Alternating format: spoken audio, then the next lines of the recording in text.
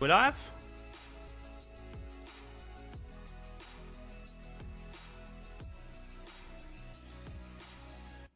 Are we good?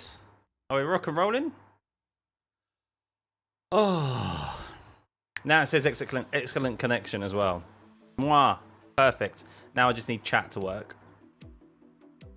There we go. Oh, apologies, guys. Thank you for sticking with me there. Thank you for sticking with me. See, when in doubt, turn it on and off again. Hope you're all well. Hope you're doing well. Of course, those of you who are just tuning back in and those of you who are tuning in for the first time. Gremlins, I know. Gremlins. I mean, it's still a bit annoying that chat hasn't worked its way through. For some reason, chat isn't showing. But I'd like that to be on screen, of course, but it's not on there at the moment. So we'll have to wait for that to sort itself out, no doubt. Well, let's go. Let's rock and roll. We'll just wait for everyone to kind of filter back in again. Yeah, I do apologise, guys. We had over 250 people in already earlier on. So, yeah.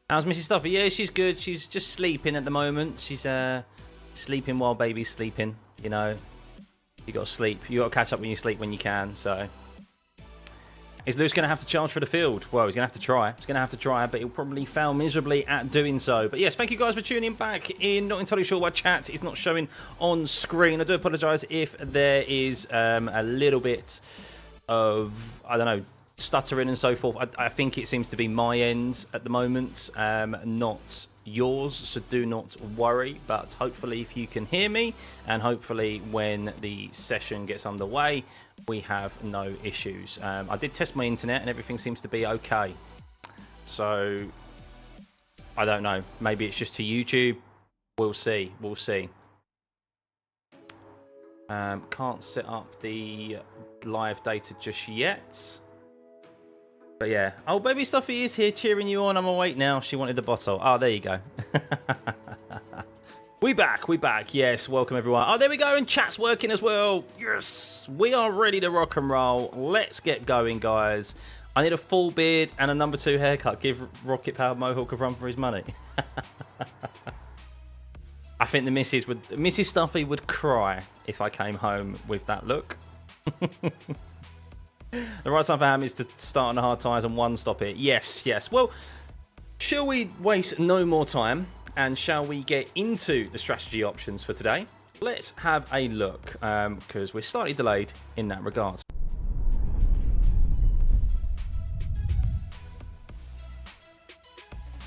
Evening, Brett. Good to see you, mate. Right, here we are. And we can see, let's just zoom that back out a touch.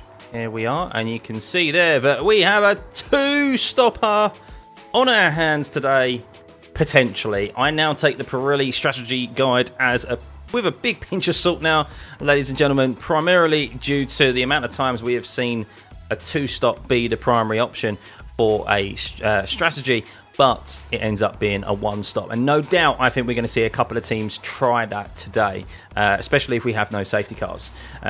Taco, 6 months, man. Wow. Congrats, man. Time flies. Time really does fly. Thank you, buddy. Hey, King. Thank you, mate. Thank you. It's going to be Magic Mr. Scott on my commentary as well. Well, here's hoping. Hey, Graham. Good to see you, mate. So yes, that is the strategy option. So I think primarily we're going to see everyone start on the medium, or we'll see them start on the hards. I think someone like Lewis Hamilton is out of position. He's going to start on the hard compound tyre. Knowing Mercedes, though, they'll start him on the softs because YOLO. That's a term that I haven't used in quite some time, but I think for Mercedes, that is kind of their outlook at the moment when it comes to F1 races. So yeah, 2-stop strategy has always kind of been the optimum choice at COTA. It is here again. We saw some quite high tyre deg yesterday when following in the dirty air in particular. So we'll see. It was 19 laps yesterday, bearing in mind, and the sprint race, and they're stating that the first stint is going to be around 12 to 22 laps. Right, so let's have a look at the tyre allocation. Now, this is not the graph really that I want to be showing you. It kind of doesn't show things very well, but Pirelli haven't put their graphic up as of yet. So we can see that the highlighted, the dark means that they've got brand new tyres. The lighter colour means they've got used. So we can see that Verstappen has one brand new set of hards and one used set of hards available to him. Norris, interestingly, only has one brand new set of hards. But he has two brand new sets of mediums.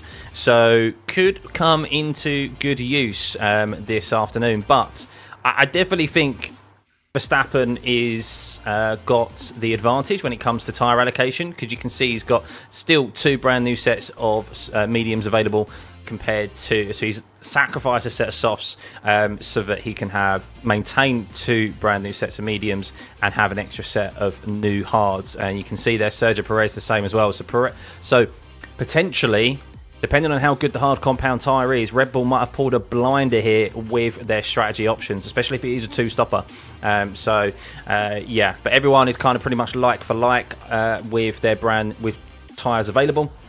Of course, Lewis Hamilton has three brand new sets of softs available to him, being not making it through Q1, but that's kind of a mute point, really. But, yeah, as you said, no Mercedes, they will probably stick him on a set of softs anyway.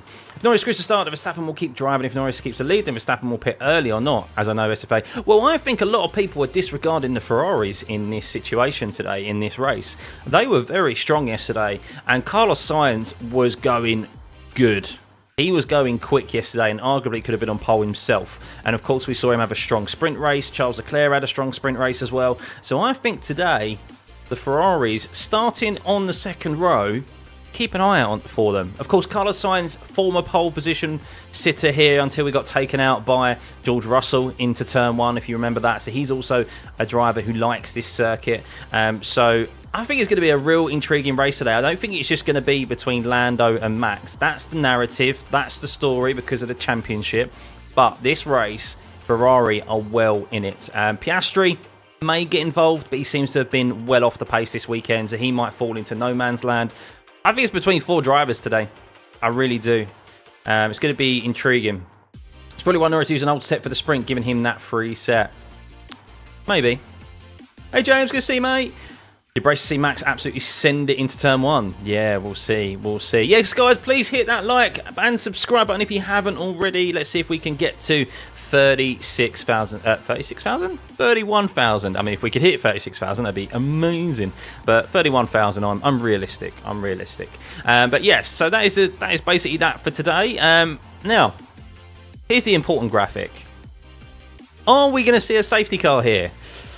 Well, Circuit of the Americas, in the last 7 years that we've been at Circuit of the Americas, I think that's, if my maths is correctly, the last 7 years, we've only had a safety car 14%. So that's, what is that in regards to, I mean, that's like one race, isn't it? I think one race in the last 7 years that we have had a safety car. We've had more VSCs, no red flags. If we do have a safety car today, without a safety car today, I think that's a new record potentially in F1 with consecutive races without a full safety car. And, well, you can see there, green flag, pit loss time is 20 seconds. So that is what we need to keep an eye out on. Of course, if there is a safety car or a VSC, there is a 6-second advantage pitting under the safety car or a virtual safety car. So they're the gaps that we need to keep an eye out on today. So 20 seconds, that is a free pit stop for those up ahead and what the teams will be looking at. Definitely feeling turn one for Bodins on this one. Safety car lap one. If there's going to be a safety car anywhere, it would be lap one where there's so many cars going into a short area. Of course, turn one is a very tricky corner.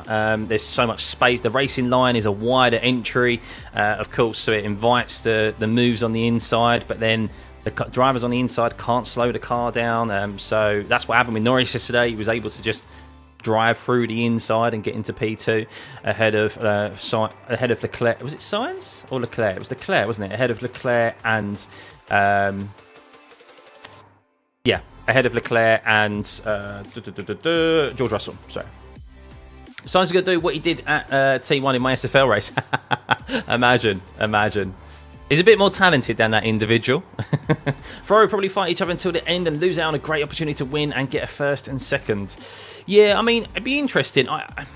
Ferrari could quite easily today, I think, get a 1-2.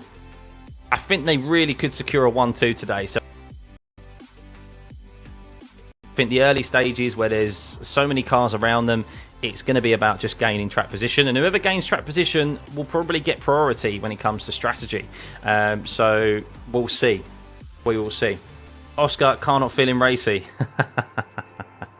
But yeah, that's it, guys. Right, so going back to the strategy options one last time. It is basically a two-stopper with either a medium, hard, medium, or two mediums and finishing on the hards. The last one, I think you're just wasting, you're just ruining your race if you start on the soft compound tyre. It's a track that is easy to overtake on, and if your tyres, the soft tyre is going to fall off too quickly with a high amount of fuel at the early stages of the race, and it's just not really beneficial, which probably means that Lewis Hamilton will be starting on that tyre. What's interesting though is the performance of the hard compound, whether it can go for a one stop. I think we'll see some drivers attempt that today, and whether or not it is actually a better race tyre than the medium, because if it is, Max Verstappen is in a good position with a brand new set and a used set of hards available, whereas everyone else only has one set of hards available. So yeah, we will see. Right, just going to change scene and set up the data for you all. Therefore, Merc will start on the soft, yeah. Yeah, it's baffling to me. It's absolutely baffling, the decision by Mercedes to start Lewis Hamilton on the grid and to start George Russell in the pits. Maybe they thought it was too much work to remove parts from Lewis Hamilton onto George's. I don't know, but surely you'd try and make that work rather than starting from the pit lane. Yeah. That's just me, but I'm not obviously working in F1, so we'll see. Right, let's just do this. I need the race control messages so we can have a look at that.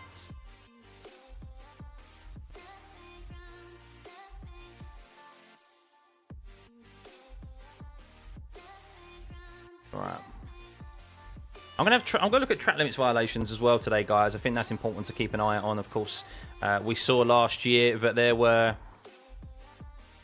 the finishing order changed last year due to track limits. So, important factor. We've already seen drivers have track limits enforced and lose lap time. So, right, let's go.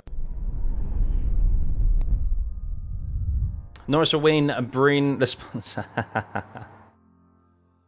Right, hang on. See, this is the problem, is that I can't do this off screen. I have to do it here.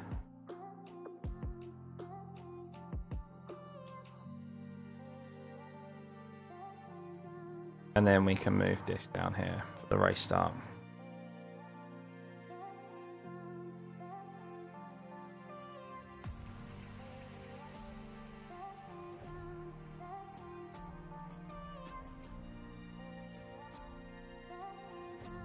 There we go. Ready to rock and roll, guys. Ready to rock and roll. Bosh.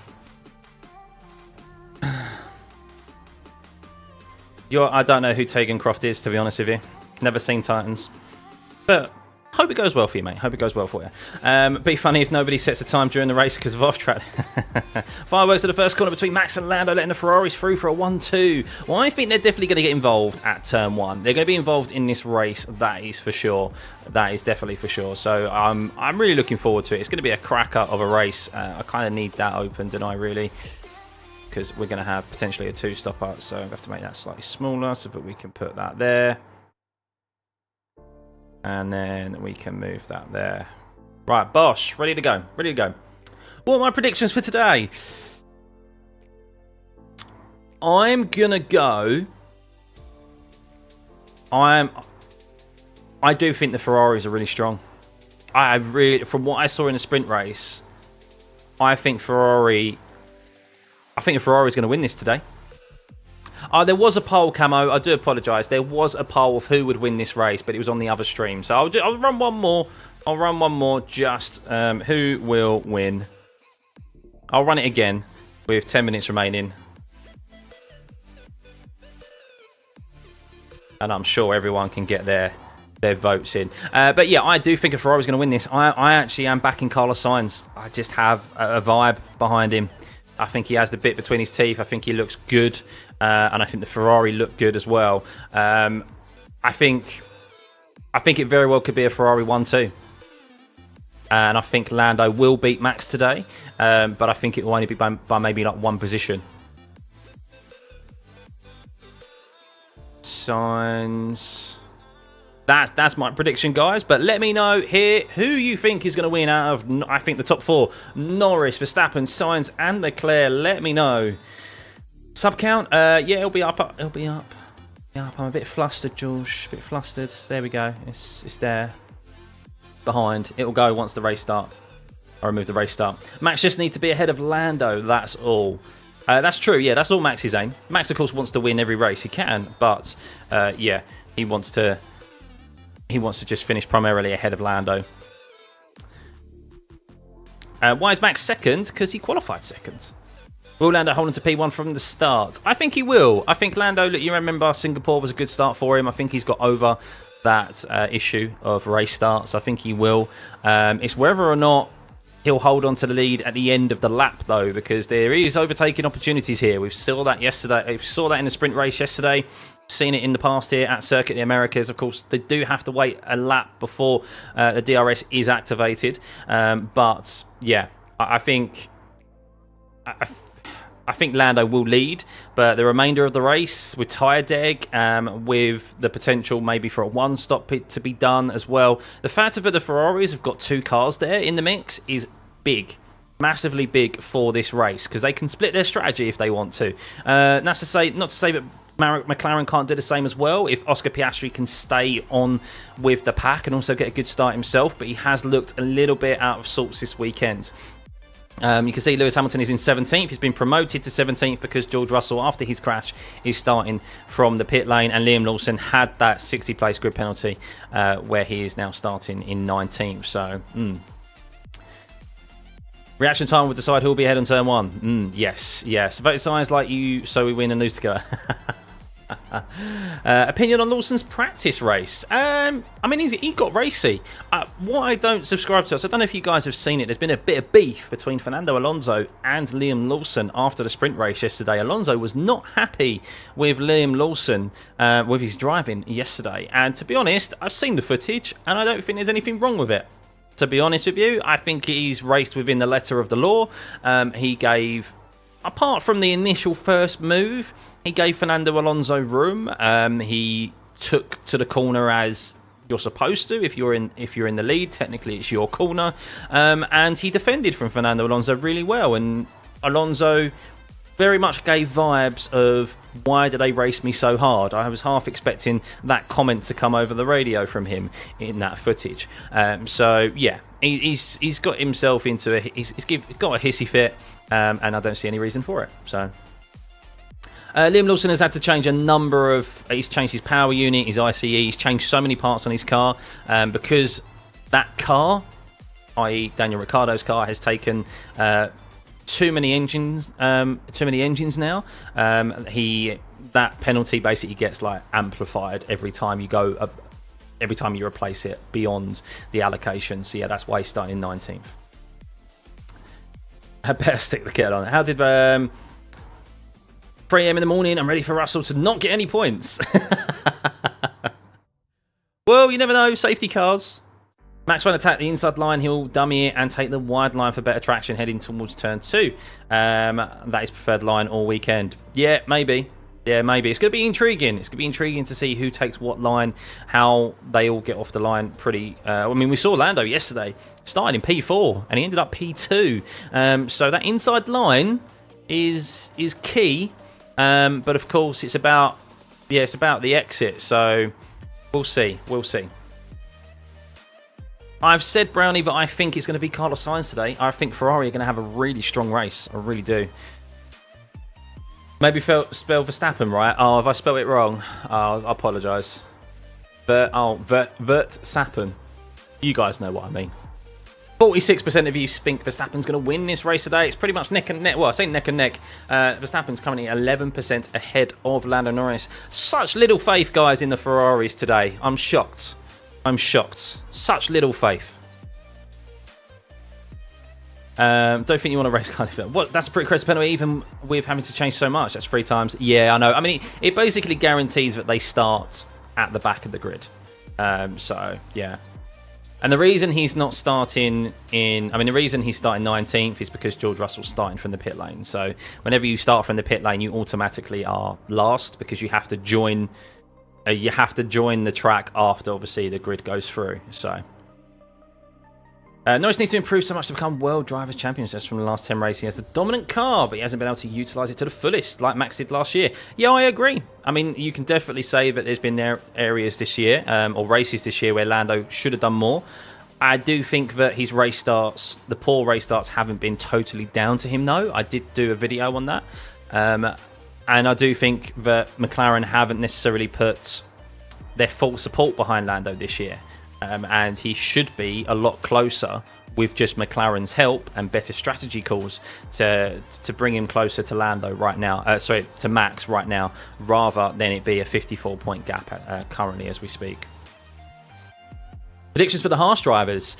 I mean, they've looked good. 10 points. They scored double points, didn't they? I finished 7th and 8th in the sprint race, which was amazing for them. So it's already a good weekend. But they could score double points again and get ahead of RB. I think we said they're neck and neck, or they've just overtaken RB after yesterday. So yeah, Haas looking very good at their home circuit. And, well, Kevin Magnussen's got 0 points on his licence to play with as well, isn't he? Would a tyre deck be worse due to temps? It is. Oh, wow. It's 47 degrees. Most likely, yes. I would definitely say so. So that could definitely force drivers into a 2-stop. Hopefully, it's not a boring 1-stop. Hopefully. But anyway, guys, we are just minutes away from finding out who is starting on what compound of tyre. I'm so intrigued. To be honest, there's one driver I'm just intrigued to see what tyre he's starting on, and that is Lewis Hamilton. Is it going to be the softs? Are Mercedes basically just telling Hamilton he might as well have just not got out of bed this morning? Let's see. I'm going to have a quick lube break. Just while we wait for that, we have 3 minutes until the formation lap. I'll be back in 30 seconds. Which also means it's your time to have a lube break and grab some snacks and a beverage right now.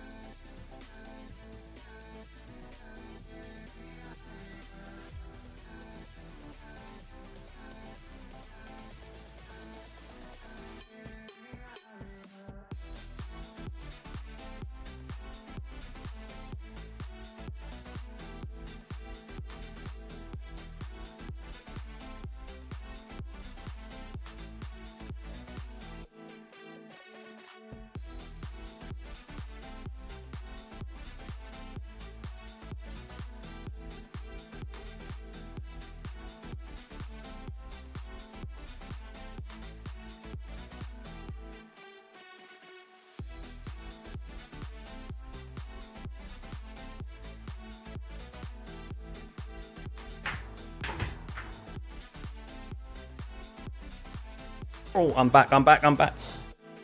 Oh, hallelujah. Mercedes have put Lewis Hamilton on a set of hard compound tyres. Finally, Mercedes. Finally. Just over a minute and a half, guys, until the race gets or formation lap gets underway. But let's have a look here. So the top 12 are starting on a medium compound tyre as expected, because that leaves their strategy options very open. They could go to another set of mediums or to a set of hards, so it leaves them open for different options. Stroll starting on the hards, so he's offsetting. You can see Colapinto also offsetting as well. The two Williams drivers makes sense, them being down in 14th and 15th. Lewis Hamilton, so happy that he's on the hard compound tyre and not actually starting on the softs. I was so scared that they were going to do that. Wouldn't put it past Mercedes, but thankfully for him, he's at least on the hards. Still not really positive about his race today, even finishing in the points, because that Mercedes didn't look good, did it, yesterday? And with no setup changes, could be a struggle for Lewis today. Lawson on the hards as well, Zhou on the mediums, and Russell starting on the hards, so understandable. But everyone on a brand new set, anyone who's on a medium is on a brand new set of mediums. Ooh, 100% grip for those drivers at the start.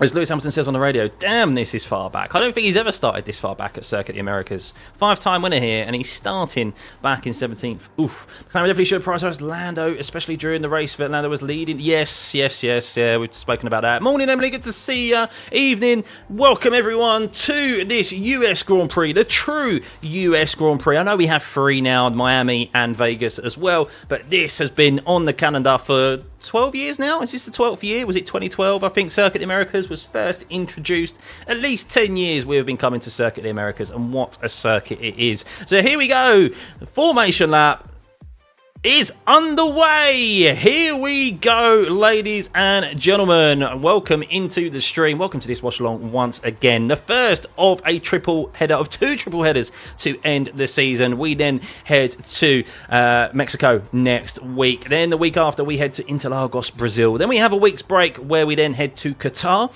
another sprint race, and we head to the Vegas Grand Prix with Abu Dhabi rounding it all off. The championship battle is still up for grabs, even though Lando lost 2 points yesterday in the sprint race to Max Verstappen. But, of course, all the points that matter, every point matters, but the big points on offer, of course, is today. Will Ferrari get involved in P3 and P4? They're my bet for today. I think Carlos Sainz is going to win this race. I think it's going to be a double podium for the Ferraris, and I think they're going to win it.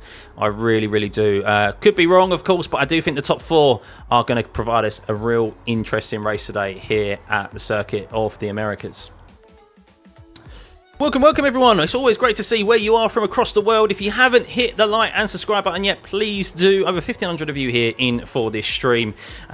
Really, really appreciate every single one of you that keeps returning back to this stream and these watch-alongs. I'm glad you've been enjoying the content. It's been great to see the community grow throughout the duration of this year, and I'm going to keep the content coming for you.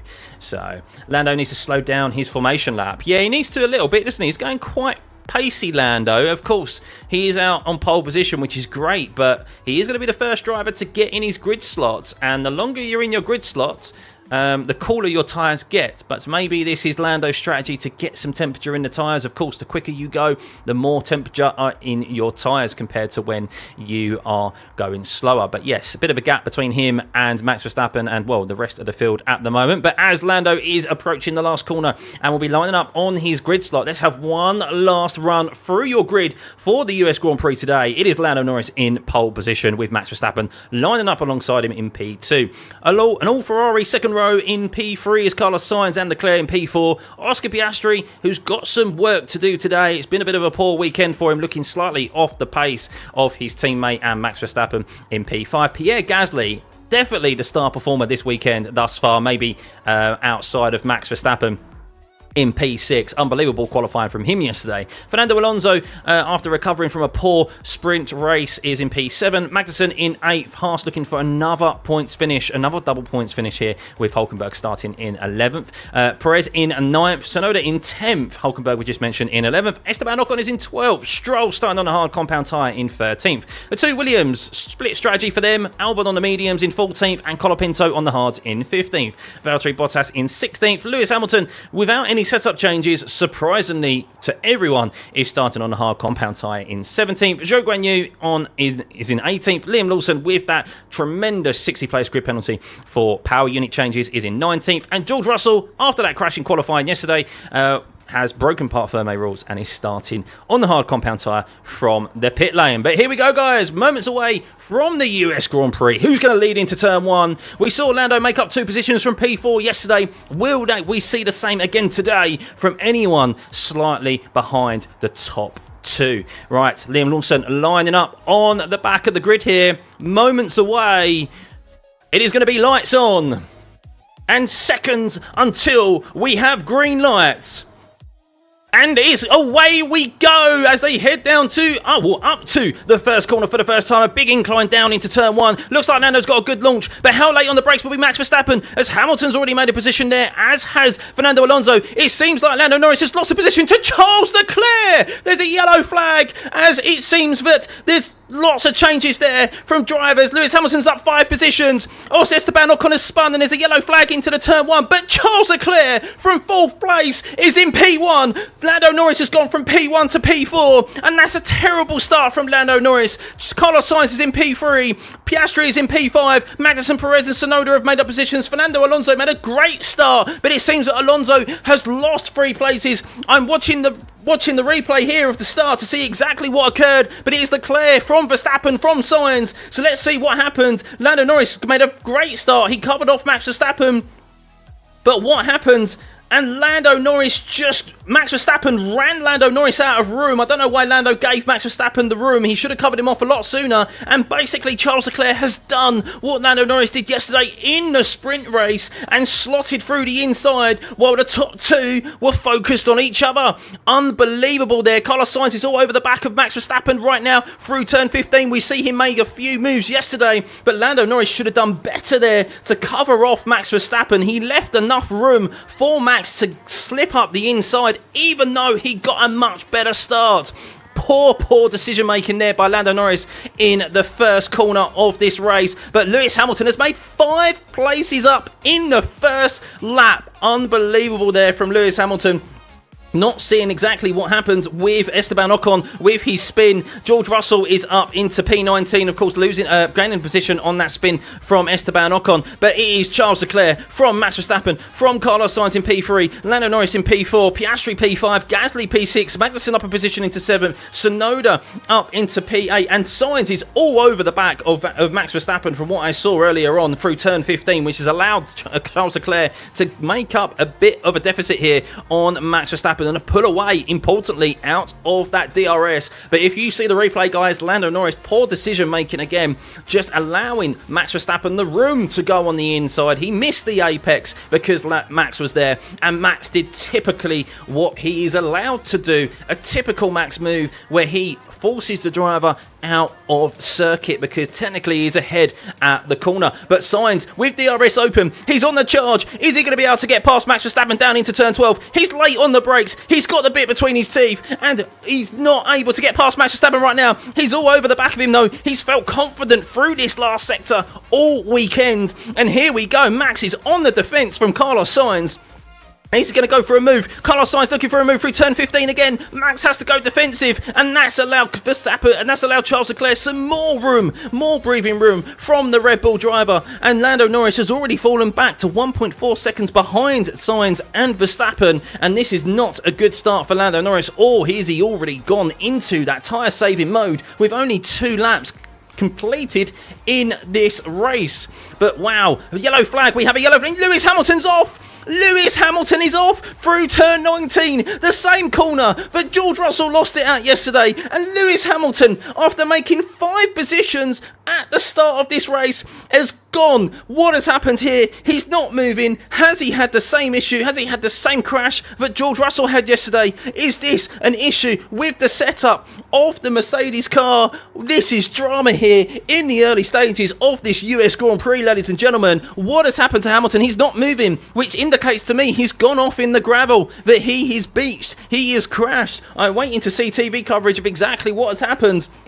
As Verstappen has caught up slightly to Charles Leclerc there, and Sainz is still within the DRS. Verstappen is still not within the DRS of Charles Leclerc. I'm just waiting to see TV coverage. The yellow flag is showing as, yes, Lewis Hamilton is beached. Lewis Hamilton is beached, and we have our first safety car. We have our first safety car in 10 races, and it is provided by none other than Lewis Hamilton, who is beached in turn 19. His car is intact, but he cannot get it moving. He cannot get it moving. Woo. Breathe, ladies and gentlemen. Breathe. Safety car, we have missed you. Bernd Maylander is now finally going to get out on circuit. Hopefully he doesn't spin it, but wow. Wow, what a start to this race. Charles Leclerc in P1. Max Verstappen and Norris were so focused on themselves that Leclerc just went, thank you very much. Did exactly identical move to Lando Norris yesterday in the sprint race. If anyone saw it, slipped down the inside and said thank you very much, because Sainz was also preoccupied on his teammate on the inside and also on Verstappen and Norris ahead of him. So yes, Charles Leclerc, wiry, I'm going to say old fox, because he's been in F1 for a long time now. But wow, I'm waiting to see what happened with Lewis. Did he clip the curb? Was it just a driver error? Was it the same thing that we saw yesterday from George Russell? It is odd to see drivers there in the gravel through turn 19, unless there was contact made between him. He was aggressive at the start. 5 positions Lewis had made at the start of this race. At the moment, Liam Lawson is up 6 positions, guys. 6 positions, Liam Lawson. So watching the race start now again of Lando Norris and Max Verstappen. So let's just see exactly what happened. So Lando Norris actually made a good start. He got his car ahead of Max. But what did he do? What did Lando do? Not aggressive from Les. Martin Brundle saying Lando was not aggressive whatsoever. He had his car ahead of Max. He should have covered him off entirely, and Max would have had to slam the brakes on, but he didn't. And now Lando finds himself in 4th, so he only has himself to blame. And well, Carlos Sainz and Charles Leclerc went side by side. Esteban Ocon, God knows who he got barged into. But wow, so I'm watching the replay from Charles is on board, and you can see that Lando got a great start. He got a great start. He's way ahead of him. Max sends it down the inside, as we all expected him to. Except the only person who didn't expect Max Verstappen to send it down the inside is Lando Norris, his championship rival. Unbelievable. So what did Stroll do? I'm just watching the replay now of exactly what happened. So I'm watching the race start as they're heading up to the hill. We're on board with Alex Albon. He goes through the inside, and Alex Albon just gets wedged with Lewis Hamilton on his inside, makes contact with Esteban Ocon, and that's why Esteban Ocon spun around. So there was nothing that Ocon could do. So Albon lost his front wing end plate. I honestly, when you see this defence from Lando Norris, I'm sorry, that's not a World Drivers' Championship defence. That's not a World Drivers' Championship defence from Lando Norris there. But, well, we have a safety car, recovery vehicle on track. So I'm watching Lewis Hamilton's off here right now as he's heading through the long right-hander of turn 18, 17, 18. The car's done exactly the same as George Russell yesterday. Unbelievable. Unbelievable. What is this Mercedes, guys? It is an identical... I kid you not, it's the identical move that... the identical thing that happened with George Russell yesterday. They just have no downforce on that car. Yeah, exactly, Connor. It's just gone round on them twice, and that's just unbelievable. There, unbelievable. But yeah, Mad Max. I wouldn't say it wasn't Mad Max. It was he made the apex. He technically speaking, it's a typical Max move where he gets ahead at the apex. Was he within control of his car? Yes, he was. The racing rules say it's your corner, it's your apex, but you can then run the driver on the outside out of track, and that's technically what Max did. But Lando was ahead. I kid you not. It's not like he would have cut off Max's front wing. He was far enough ahead to completely cover him off and shut off that opening, and he didn't. So listening to Lando's on board.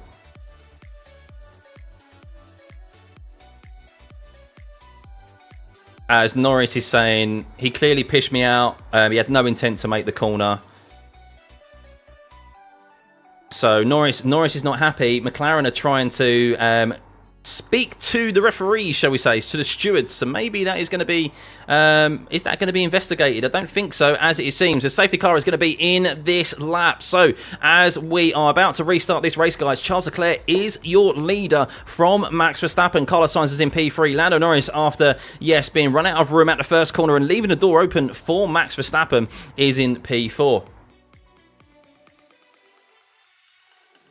Listening to Lando, and Lando's defense is that Max Max gained the position from him and even went off the track himself.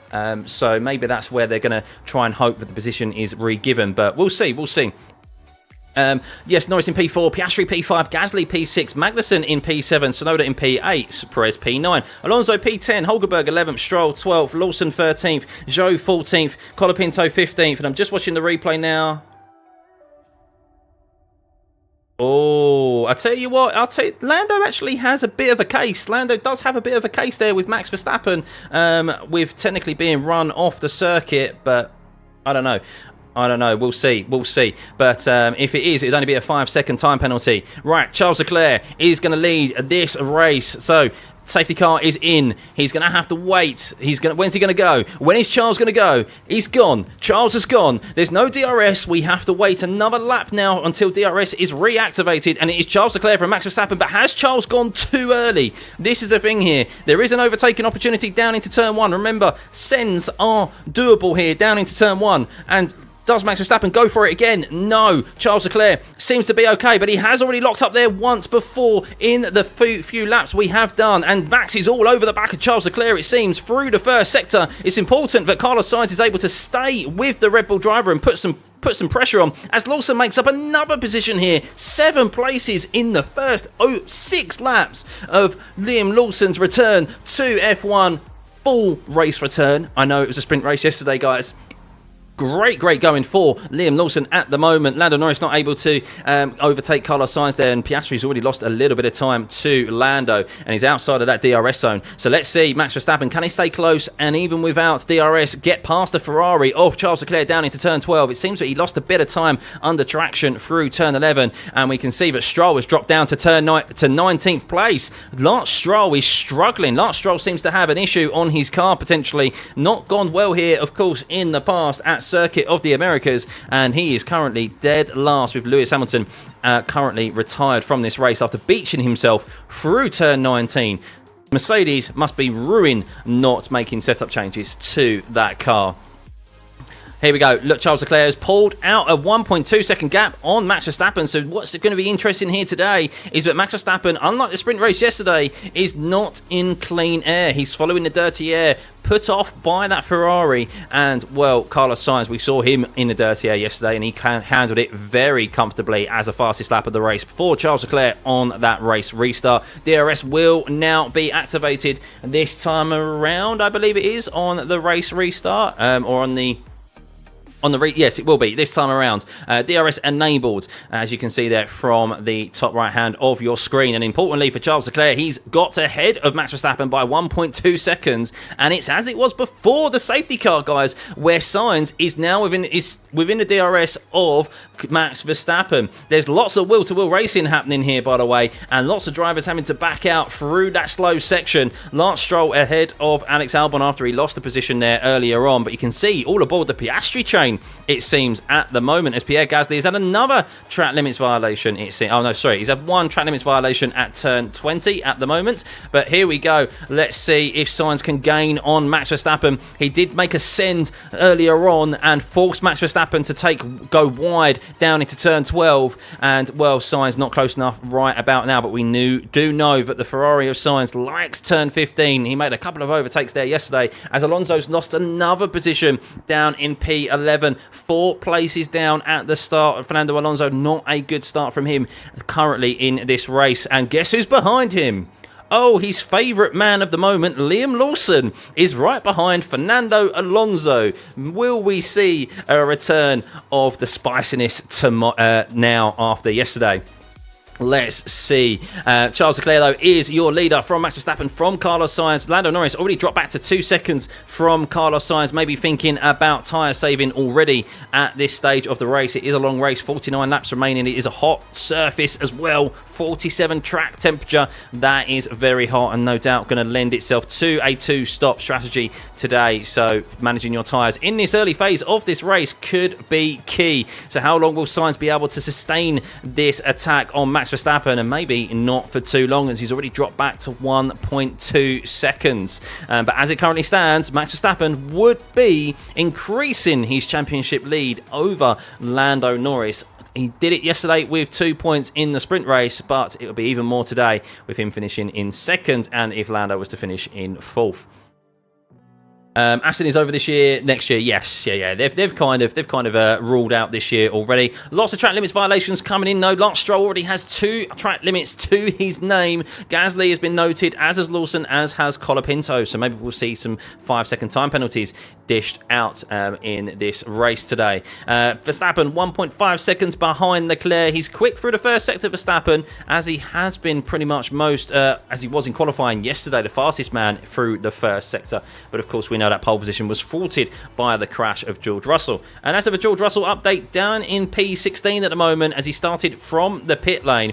And it seems Stroll and Albon leaving the track and gaining an advantage is being noted. But wow, what just happened there? Charles Leclerc just gained a few gained around half a second there on Max Verstappen in a couple of corners. Did Max Verstappen have a lockup in that sector, in that last sector there? As we can see that Leclerc is 2.2 seconds ahead of Max now. What happened? I'm just watching the TV coverage. Did Max go wide at turn 12 maybe? So Charles Leclerc out to 2.2 seconds. Carlos Sainz 1.5 seconds back. And we can see that Norris is just dropping back into that window, that 1.3, 1.5 second window that he likes to do in the first phase of a race, as Charles Leclerc is turning on a bit of the afterburners here with a 26.797 purple in the first sector. Smokey, thank you for joining as a member. Welcome to the pit crew, buddy. Much appreciated. There has been no investigation to the turn 1 incident between Max Verstappen and Lando Norris. The stewards didn't even note it. So they were not focused on that whatsoever and probably just saw it as hard racing. I see Lando's claims potentially for wanting Verstappen to get a penalty or give that position back, but he should have covered off the inside ultimately. It's his mistake, but he allowed Verstappen there in the first place after he had a very good start. So, yes. So, Max Verstappen falling back to 2.5 seconds now. And look, this is where clean air is king. You can see that in the second sector, Charles Leclerc is 3 tenths quicker than Max Verstappen and Carlos Sainz at the moment. And that is because he is throwing off a lot of dirty air behind him. And as the Red Bull of Max Verstappen already lost a bit of place on its tyres. As Carlos Sainz is stating, I have no power on the exit of the corners. Oh no, please don't let Carlos Sainz retire from this race due to a mechanical issue. He's been very good, and Carlos Sainz is stating, I smell something. It smells like fuel. Oh no, don't say Carlos Sainz is going to have to retire from this race due to a fuel leak. Oh, that would be shocking, absolutely shocking. And of course, that's not what Charles Leclerc would want either, because at the moment, Carlos Sainz is keeping Max Verstappen still preoccupied, as Leclerc is now 3 seconds ahead of Max Verstappen and putting out a gap. Ayaka, thank you for joining the pit crew. Much appreciated, buddy. Welcome, welcome.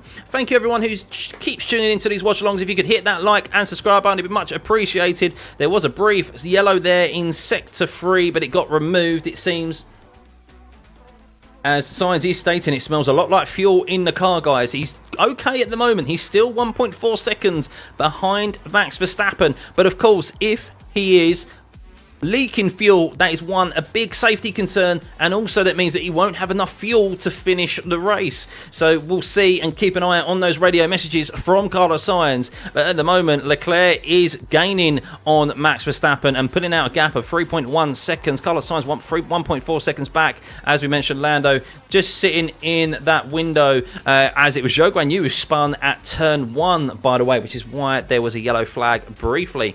So Zhou Guanyu spun it through turn 1, and thankfully everyone was able to avoid him. But Norris now 2 seconds back. Piastri 2.3 seconds back as well. Both the McLarens, I think, are in tyre management mode already in the first phase of this race. We do expect it to be a 2-stop race, guys. Pierre Gasly is in P6 at the moment. What a race Pierre Gasly is having, and what a weekend at the moment. Magnussen in P7. Yuki Tsunoda in P8. Good from Yuki. Perez, do we need to say anything more about Perez, ladies and gentlemen?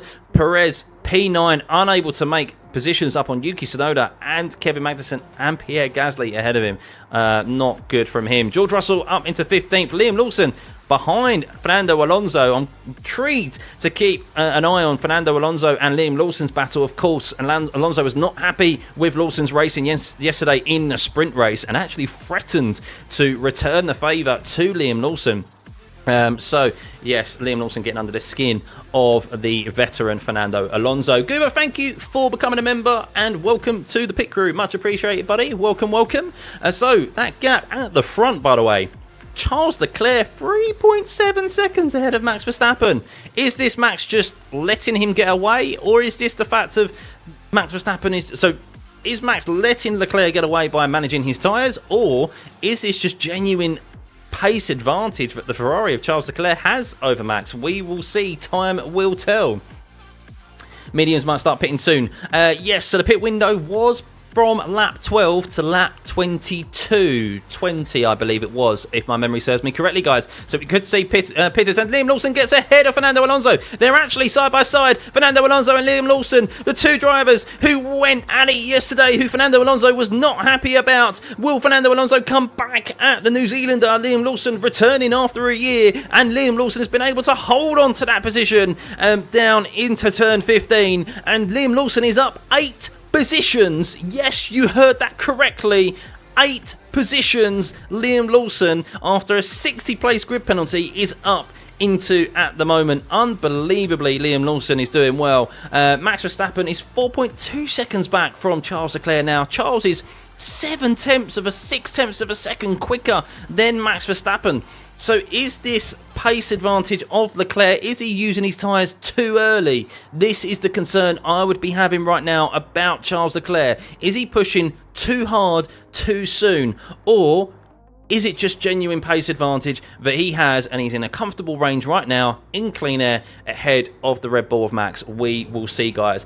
Waiting to hear what any radio messages from the Ferrari team to see if Charles Leclerc is indeed going too quickly. We will see. But you can see there, everyone pretty much lapping in the 140s at the moment. Charles Leclerc is the only driver in the 39s. Norris 40.6 from him last time around, as well as Oscar Piastri. Carlos Sainz a 40.3, tucked up behind Verstappen. Verstappen a 40.2 from him as well. So Charles Leclerc comfortably the fastest man out on circuit.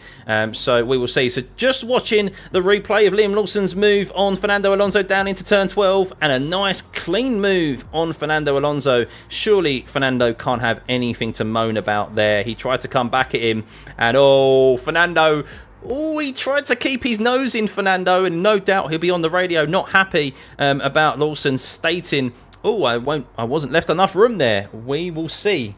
We will see.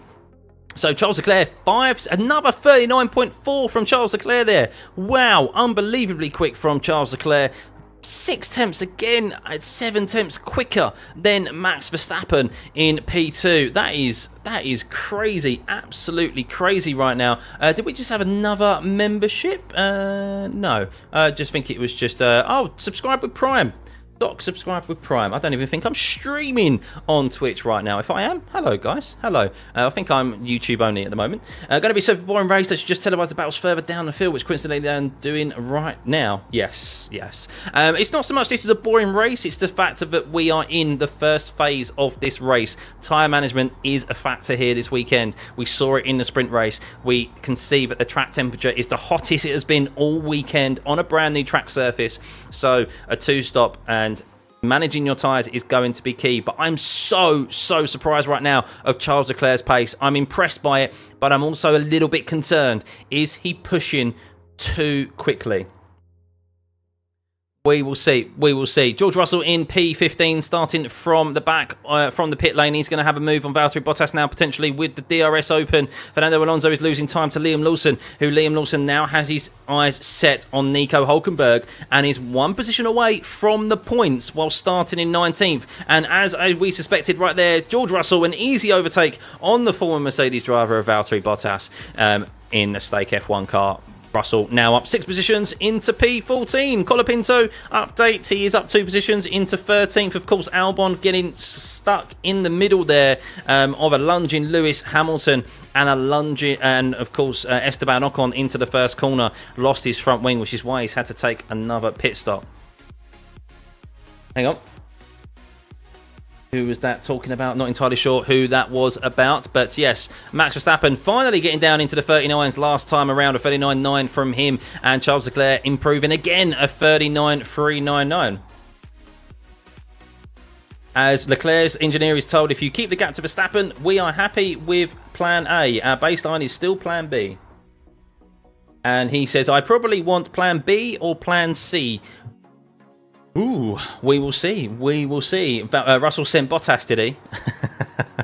He's going for it. He's going for it, guys. But let's end the poll, shall we? Only 1,400 votes. And, well, no surprise, the votes for Charles Leclerc have crept up. But 20% of you think Leclerc is now going to win this race. 40% of you still think Max Verstappen. 29% Norris. Sainz is 8%. Well, we can see that the two McLarens are just dropping back.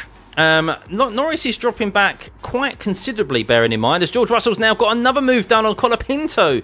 Easy down into turn 12. So George Russell now up 7 positions, as well as Liam Lawson and Max Verstappen radio.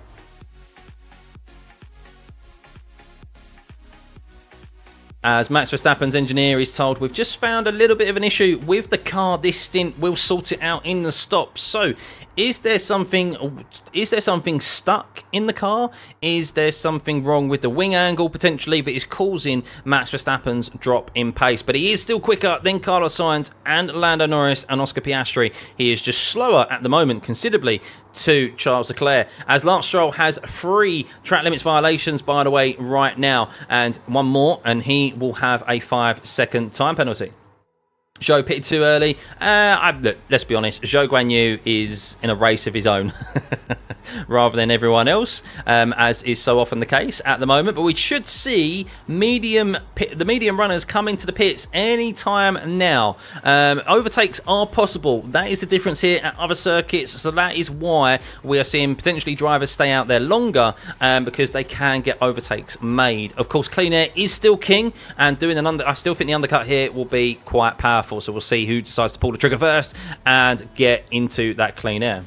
Hey Gordon, of course you can, mate. Welcome, welcome. Yes, welcome everyone. Hope you're doing well. Much appreciated. If you could hit that like button, let's get this stream to 1,000 likes, shall we? There's over 3,000 of you here in the stream. And of course, if you could hit that subscribe button as well, it'd be much appreciated. Let's see if we can get this channel to 31,000 subs.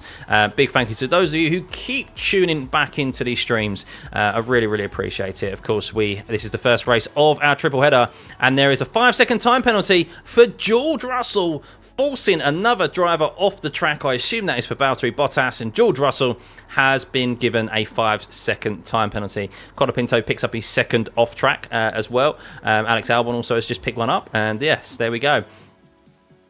Thank you, Imran. Thank you for subbing, guys. Thank you for subbing. 10-second time penalty to Ocon. Yeah, I mean, it is interesting. I've got my WhatsApp here as well, that someone has just messaged me and said, why is there a 5-second time penalty for George Russell, but no investigation for Max Verstappen at turn 1? It is intriguing. No doubt it is going to be because it is turn 1 and they're more lenient on turn 1.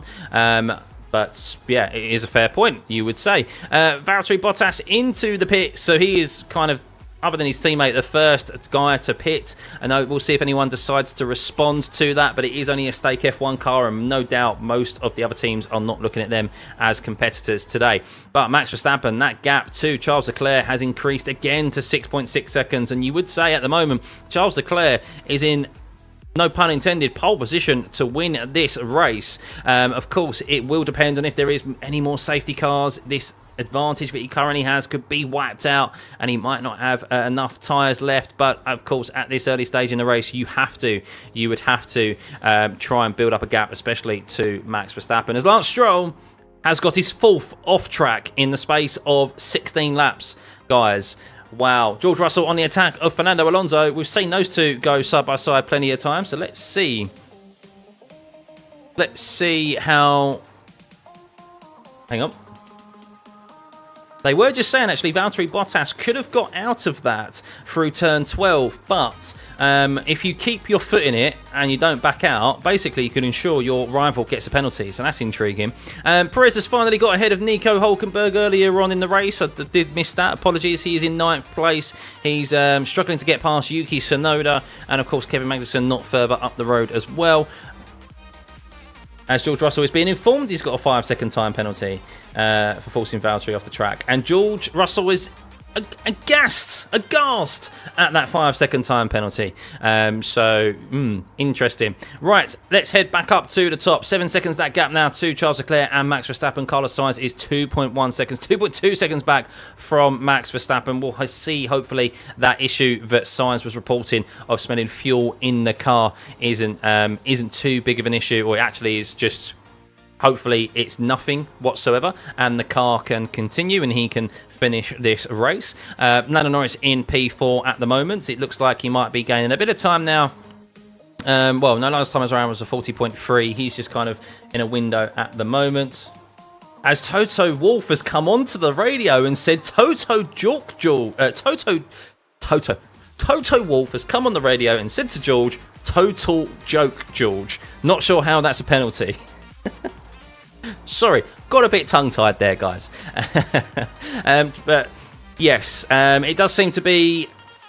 We'll see what happens throughout the duration of this race in regards to penalties. As Russell dispatches Fernando Alonso, and Alonso is now down 6 positions into P13. His day is not going well after a good qualifying yesterday. That Aston Martin is just not a good car, is it? Liam Lawson is not gaining time on Nico Hulkenberg as it currently stands, but he is on the hard compound tyre, so you would expect him to go longer than the Haas driver. So when there are drivers that have made pit stops, Liam Lawson will be up a few more positions. So a good race from him thus far. Lawson and Russell both up 8 positions, so good races from them.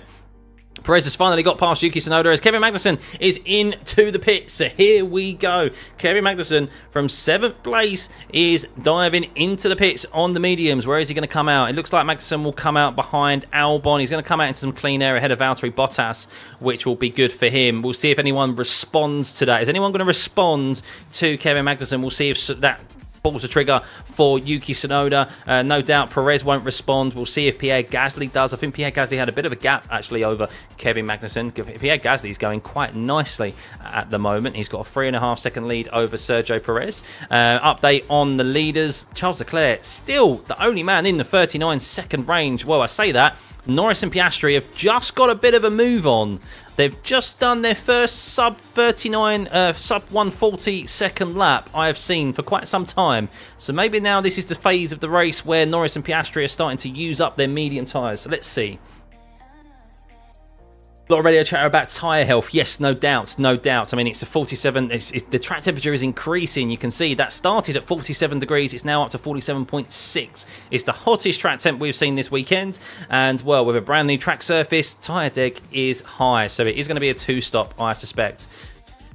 Unless someone like Piastri or Norris does the 1-stop. I think Piastri will probably do the 1-stop. We'll see. We'll see. Come on, Carlos, move it. Yeah, Perez finally overtook Tsunoda. Yep, we saw that, Mark. As Gasly does respond to Kevin Magnussen. Gasly responds to Kevin, and he is covering off the undercut. Is Kevin Magnussen going to be able to make this work? He was a good few seconds back from Magnussen. That's promoted Perez up into P6 now. Liam Lawson also up as well, and George Russell as Yuki Tsunoda follows him into the pit lane. So let's see if Gasly, who's having a good weekend thus far, I think he's going to lose the position here to Kevin Magnussen, and I think Magnussen is going to get the undercut done on Pierre Gasly. And what a strategy call from the Haas team. Kevin Magnussen has got the undercut done on Pierre Gasly. What an attempt by the Haas team. And he's actually come out 3.5 seconds ahead of Pierre Gasly. Brilliant from the Haas. Unbelievable weekend for them thus far. Nico Hulkenberg, as it is in the points at the moment as well. I'm waiting to see if there was actually a slow pit stop for Pierre Gasly. Let's see. Hey, Fabio, good to see you. Welcome, everyone. He was just tuning in to this race, if you're just joining us. So I'm watching the pit stop of Pierre Gasly. What is it? Was it a good pit stop? It was a good pit stop from Pierre Gasly as well. No, sorry, that's Yuki Tsunoda. Sorry. Pierre Gasly had a 6.9 second pit stop. Yuki Tsunoda had a good pit stop. So Gasly, due to that poor pit stop by his team, has been let down by his pit crew, and that's why he now finds himself behind Kevin Magnussen. Wow, that's a shame for Pierre Gasly, who he was having a great day until that pit stop. What a wacky race already. Yes, it is a wacky race already. Lewis would have been P6 by now. I know, if only. But yes, if you're just joining us, Lewis Hamilton is out of this race identically to George Russell yesterday at turn 19. The car went round on him at entry to turn 19 and he beached it. He didn't crash into the wall like George, but couldn't get the car going again as it was stuck in the gravel, which brought out our first safety car in 10 races. It was only for a few laps, but it allowed, obviously, drivers to get bunched back up again. There wasn't really too much action on the safety car restart, but we can see that Charles Leclerc, after getting into P1 at the first corner with Max Verstappen and Lando Norris fighting amongst themselves, is up into P1 starting from P4, and he's 8.2 seconds ahead. He is comfortably lapping in the mid 39s, whereas Max Verstappen can only just get under the 140 range. Sainz can only just get under the 140 range as well. Norris and Piastri starting to turn on the bit of the pace. It is at this latter stage after they've been saving, so we'll see if that gap closes between Norris and Sainz as we are in the pit window of this medium compound tyre, well within the pit window of this medium compound tyre. So let's see if anyone decides to pit from that top 6. Liam Lawson is... Where is Liam Lawson? Liam Lawson is being chased down by George Russell, but is 1 second ahead of Lawson. Lawson is 1 seconds ahead of George Russell, apologies. Both drivers up 11 positions at the moment. Ricky, great commentary for your road trip. Keep up the excellent work. Thank you, Ricky. Much appreciated. Glad you're enjoying the stream and on keeping you company on the road trip. And you've chosen my watch along and my stream to keep you occupied for this F1 race. And if you've been enjoying the stream, guys, please hit that like button. We're at 422 likes. We've got over 3,000 of you here, nearly 3,500. If we can hit 1,000 likes, it really does help the stream.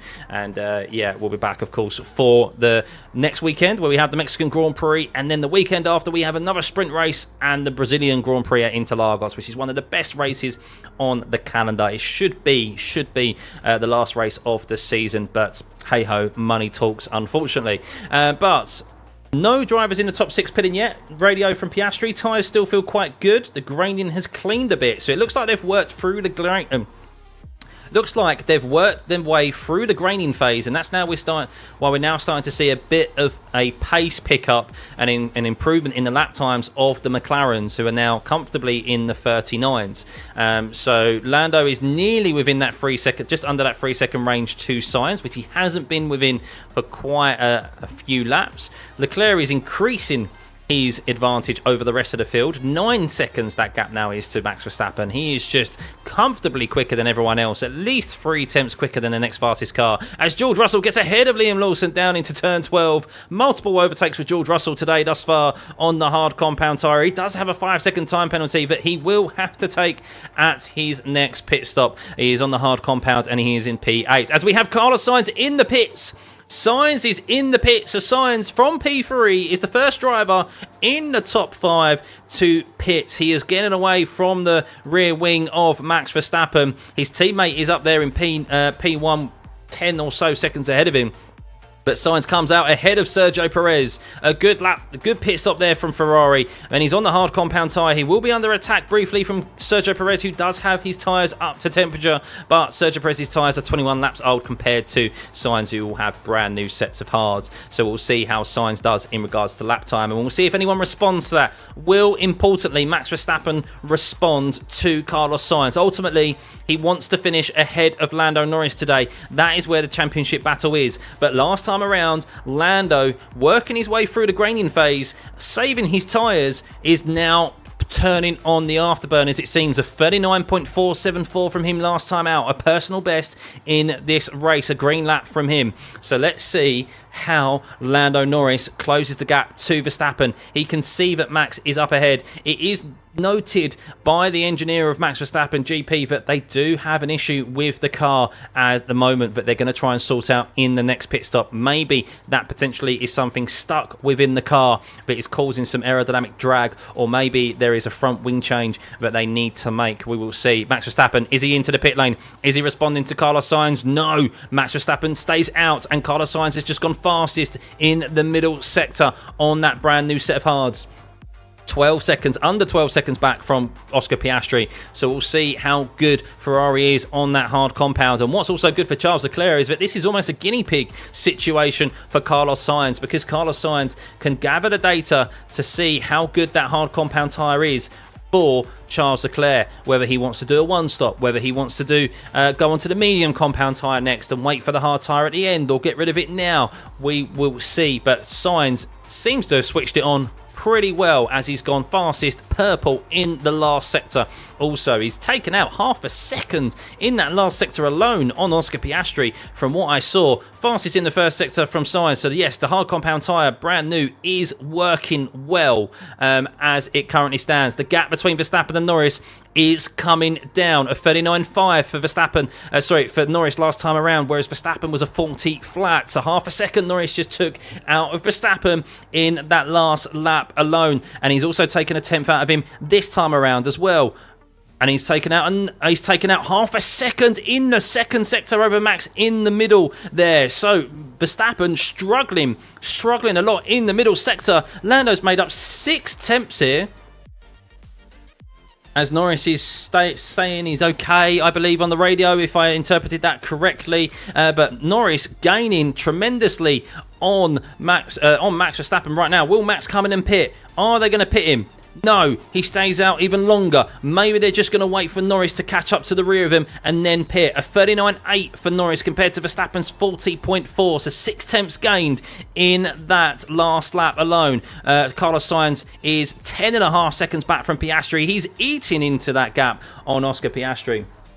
As Leclerc is stating, don't leave me out for too long. I don't want to be under pressure. And that's understandable with a 10-second lead over Max. But we have seen, of course, the undercut be powerful here today, guys, already in this first stint with 33 laps remaining. Carlos Sainz sets the fastest lap of the race with a 38.7. So we can see there that the brand new tyres definitely working, as Kevin Magnussen and Albon is noted for forcing another driver off the track. I'm just watching the replay now of exactly what happened. No, sorry, this is Lance Stroll. So we'll see, but lots of track limits violations across the field. Half of the field have got track limits, at least one track limit violation as it stands. But Max Verstappen last time around, let's see, through this middle sector, he's losing lots of time to Lando behind. A 40.2 this time out, and Lando did a 30.9. So not as big of a difference there as it was the previous lap, but still an advantage Lando in that middle sector, and that gap now just 3.2 seconds. Can Max just spin into the barrier? No. Will Lando pit already? No, I think Lando is going to continue because he's got good tyres. Unless they want to do the undercut on Max. I mean, they could probably get the undercut working right now at 3.1 seconds. So we'll see who's going to pull the trigger first in regards to Norris and Verstappen. I mean, they're seeing Norris gain on Max at the moment. A 30.9.7 this time around to compare to Verstappen's 40.3. So Max is considerably slower at this stage right now than Lando Norris, who has backed off in the early stages of the race, as he always does, and is now on the chase. But arguably Lando should not even be in this position. He should be leading right now, or at least ahead of Max Verstappen, to say the least, after a very poor defence, leaving the door open for Max to lunge down the inside into turn 1. After he had the place, he got a very good start. He didn't fumble the start itself. The launch was great. He should have covered him off, but he didn't. As Leclerc is being asked, how many more laps can you do at this pace? As he says, yeah, I'm okay like this, but let's focus on plan C. So no doubt it's going to be a 2-stop, or maybe it is a 1-stop. We will see. We will see. But we can see there Norris is 2.8 seconds back from Verstappen now. Remember, the middle sector is where he gains a lot of time on Max, and which is where Max is struggling at the moment. We can see that Piastri, a 40.2 from him, he's struggling. He's on the same pace as Max Verstappen. Norris and Leclerc are the drivers kind of in the league of their own at the moment. Sainz, of course, is on the hard compound, a brand new tyre, so he is fastest man out on circuit, setting low 39s. Norris took only a 10th this time around out of Max Verstappen. 2.5 seconds the gap now to Max and Lando. As Max is reporting, left-hand tyres are really bad now. We'll see. We will see. How much time do you lose at pit in the pit stop is 20 seconds. 20 seconds as Max is in the pits. Max is in the pits. So he has pulled the trigger and he's in the pits. So let's see what Lando can do now. He was gaining. So let's see what Lando can do. He already had clean air, but maybe he was just starting to hit the dirty air that was being thrown off by that Red Bull. Of course, Max is going to be strong. Wonder what the issue was with Max. I'm waiting to see the pit stop to see exactly what they did we're in the pit stop on Max. But Max has been undercut sufficiently by Carlos Sainz there. Wow. So I'm waiting to see how slow Max's pit stop was and just see exactly what they altered. Did they make a front wing change? Did they remove something from the car? Waiting to see it.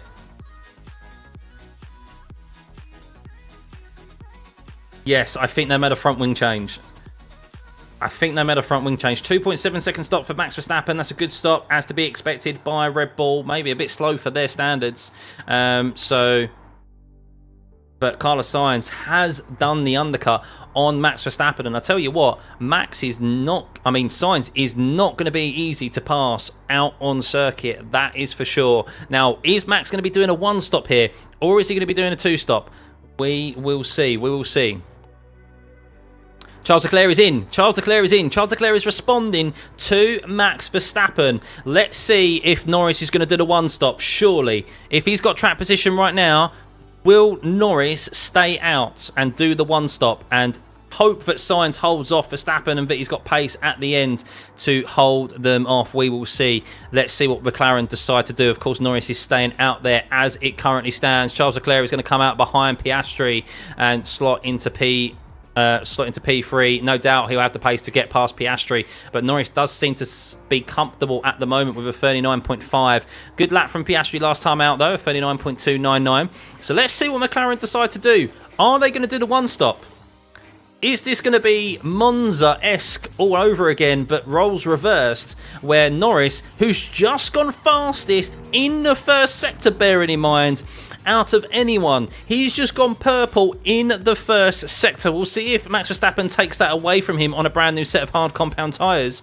But that is really intriguing. But Lando on a set of mediums, while everyone, it seems, is going to be doing the one stop, the two stop, maybe, Lando and McLaren, Lando and Piastri potentially could do the one stop here. Let's see. McLaren going for the one stop seems very plausible, especially Piastri now holds up Leclerc. Yeah, I don't think Piastri will be able to hold up Leclerc too much, but I think at the end of the day, look, if Leclerc's going to do another stop and Sainz and Verstappen, that's 20 seconds loss. That's a 20-second loss, isn't it, that they're going to have got? Or they might just not have enough tyres at the end. And Lando's got enough tyres to get past Max. And that's really what's important here, is for him to finish ahead of Max Verstappen. So we will see. We will see. Seems like most front runners will go for one stop. I don't know if they are going to go for the one stop.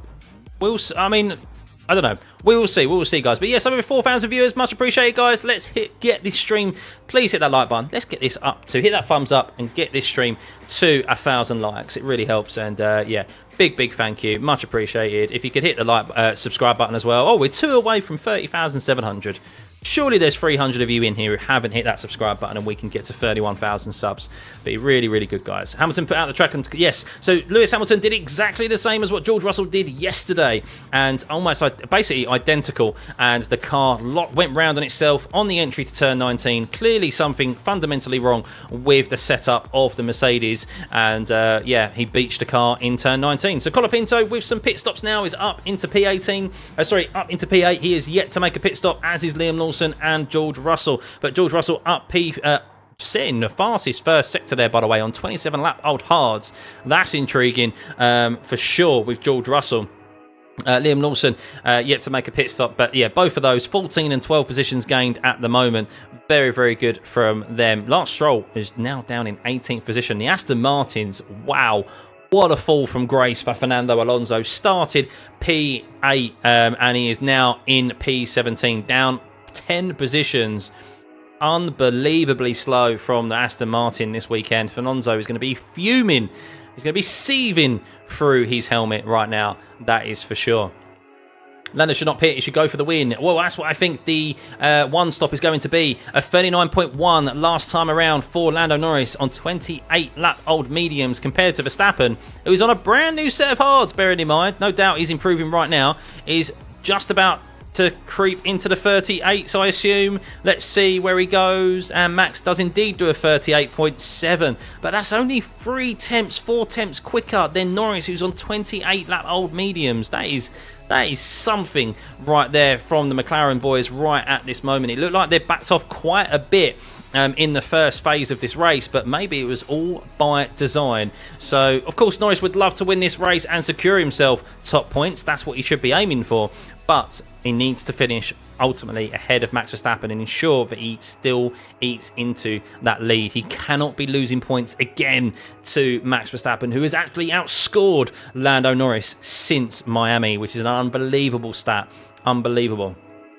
Thanks, Claire. Much appreciated. Thank you for subbing. 30,712 subs. Thank you, thank you, thank you. We're at 600 likes at the moment. Please continue. And if you want to support the stream even further, you can join the pit crew and join as a member. So really helps support the channel even further. Gasly, 3 off tracks now for him. So he needs to be careful. Zhou also has 2, as well as Hulkenberg, Colapinto and Bottas. So more than half of the field at the moment, I believe. 1, 2, 3, 4, 5, 6, 7, 8, 9, 10, 11, 12, 13 cars. 13 cars. 13 cars have got off tracks at this moment in time. Liam's smiling when he sees Alonso right now. Thank you for the 349. Much appreciated. Yeah, he definitely will be. He definitely will be. No doubt. I'm surprised that we didn't hear maybe a cheeky radio message from Liam as he went past him earlier on in the race, because he made a good overtake down into turn 12. But Liam Lawson doing a tremendous job after starting at the back of the grid due to that 60 place grid penalty that he was afforded due to the the PU unit change that he had to take. But Norris, 39.5 from him last time around. What was Max Verstappen's lap? It was a 39.0. So Max, understandably, is gaining, as is Charles Leclerc on the 2 McLarens. But they are no doubt doing a sufficient one stop here. What are the other drivers going to be doing? Are they taking too much life out of their tyres? Are they going and committed to the 1 to 2 stop? I think so. I think Leclerc, Sainz and Verstappen could be doing the 2 stop here. We will see. When is Lando going to pit? 27 laps remaining. Pirelli did say that the 1 stop wasn't actually a preferred option, but I did say, as we have seen all season thus far, whenever Pirelli have suggested we need a 2 stop, well, generally the 1 stop works well. Just listening to Lawrence's engineer, and he just said every lap is tyre delta. So we want to basically keep going. Look after the tyres, basically, is what he's saying at the moment. Sub took a while. Thank you. Thank you, Go-Karter. Do I think Russell will finish in the top 3? No, I don't think Russell will finish in the top 3. No. No, he's still got to make a pit stop.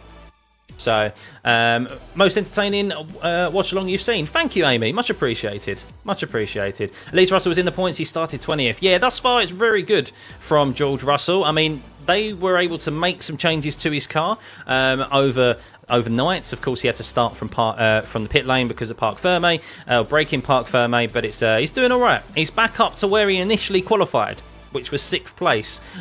So, yeah, he's going quite well. 39.5 from him last time around, but we can see there the lap time starting to drop off the McLarens. Norris, a 39.7 last time around. Understandably, they are on 30 old lap medium compound tyres, whereas Charles Leclerc, Sainz, Verstappen are on 4, 5, 9 lap hard compound tyres. Max Verstappen took a second out of Lando Norris's lap last time around. Sainz also doing a 38.6. Leclerc doing a 39.0 as he's on the back of Oscar Piastri. Is Oscar Piastri going to defend here down into turn 12? Will Charles Leclerc be able to get past the McLaren? They're side by side as they head through turn 12, and Charles Leclerc comes out ahead of the Australian. Piastri, no doubt, defended valiantly down there, but with 30 lap old medium compound tyres, there's nothing that he could do in response to the Ferrari of Charles Leclerc, who is looking for this win today. He led from the first corner and he's looking to regain that lead. as the McLarens are yet to make a pit stop. As Norris now is in the pits. Norris has pulled the trigger. He's in the pits. Here we go. 25 laps remaining, guys. We are at the business end of this US Grand Prix. Who is going to win this race? Yuki Tsunoda has been noted for forcing Alex Albon off of the circuit. We are about to see what is going to happen in this race. Lando Norris, he's already coming to the end of the pit lane now? I believe he is. And yes, he is. He's out. So a good pit stop from the McLaren team. He has come out 5 seconds back, maybe 6 seconds back from Max Verstappen. And, well, this is tyre delta right now. Just listening to Zach Brown. Hang on. Let's hear what Zach Brown's got to say as Leclerc goes fastest in the first sector. As Zach Brown says, we're trying to get a little bit of tyre delta for the end of the race. So they wanted that advantage, that tyre life advantage over Max Verstappen at the end. 2.2 second stop from McLaren. Unbelievably quick pit stop there.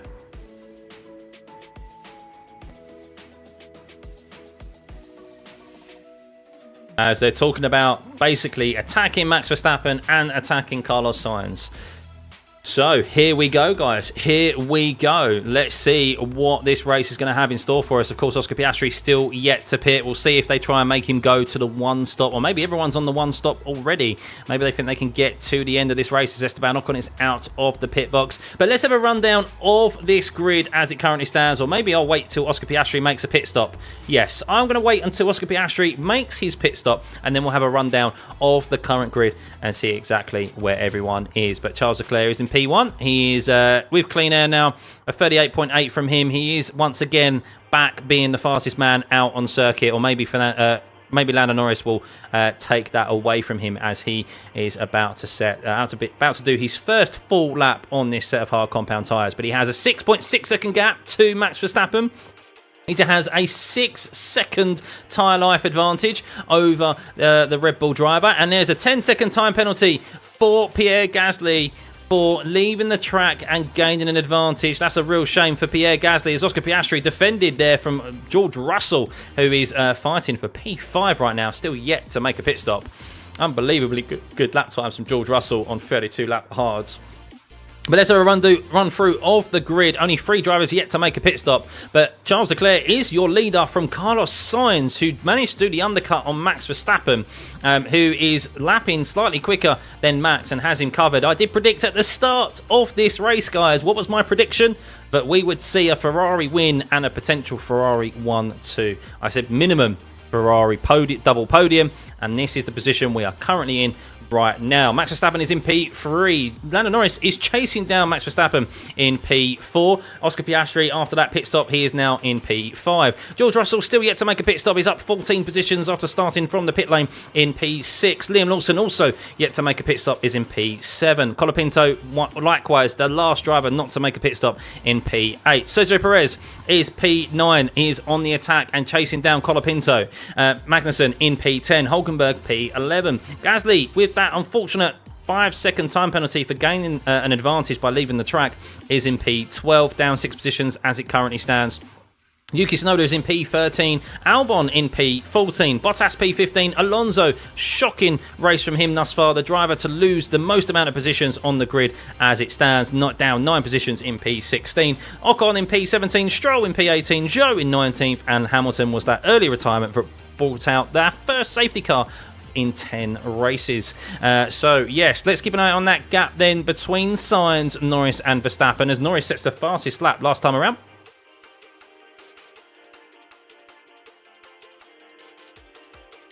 Hang on, as they're just talking to Lando that basically, yeah, this is going to be done out on circuit, and just running through the tyre advantage they have over the drivers ahead. But you can see there, Lando Norris a 38.641 compared to Verstappen's 38.8. Sainz a 38.7 from him. Charles Leclerc, no doubt, into tyre management mode right now. He has a 7-second lead over his teammate. No need to push for Charles Leclerc. This is definitely his race to lose. So Charles Leclerc just needs to see this to the end. And Yuki Tsunoda and Albon are under investigation again. for forcing another driver off the circuit. 2 laps later, Tsunoda and Albon are really having a tussle right now, as Albon is now into just out of the pit lane.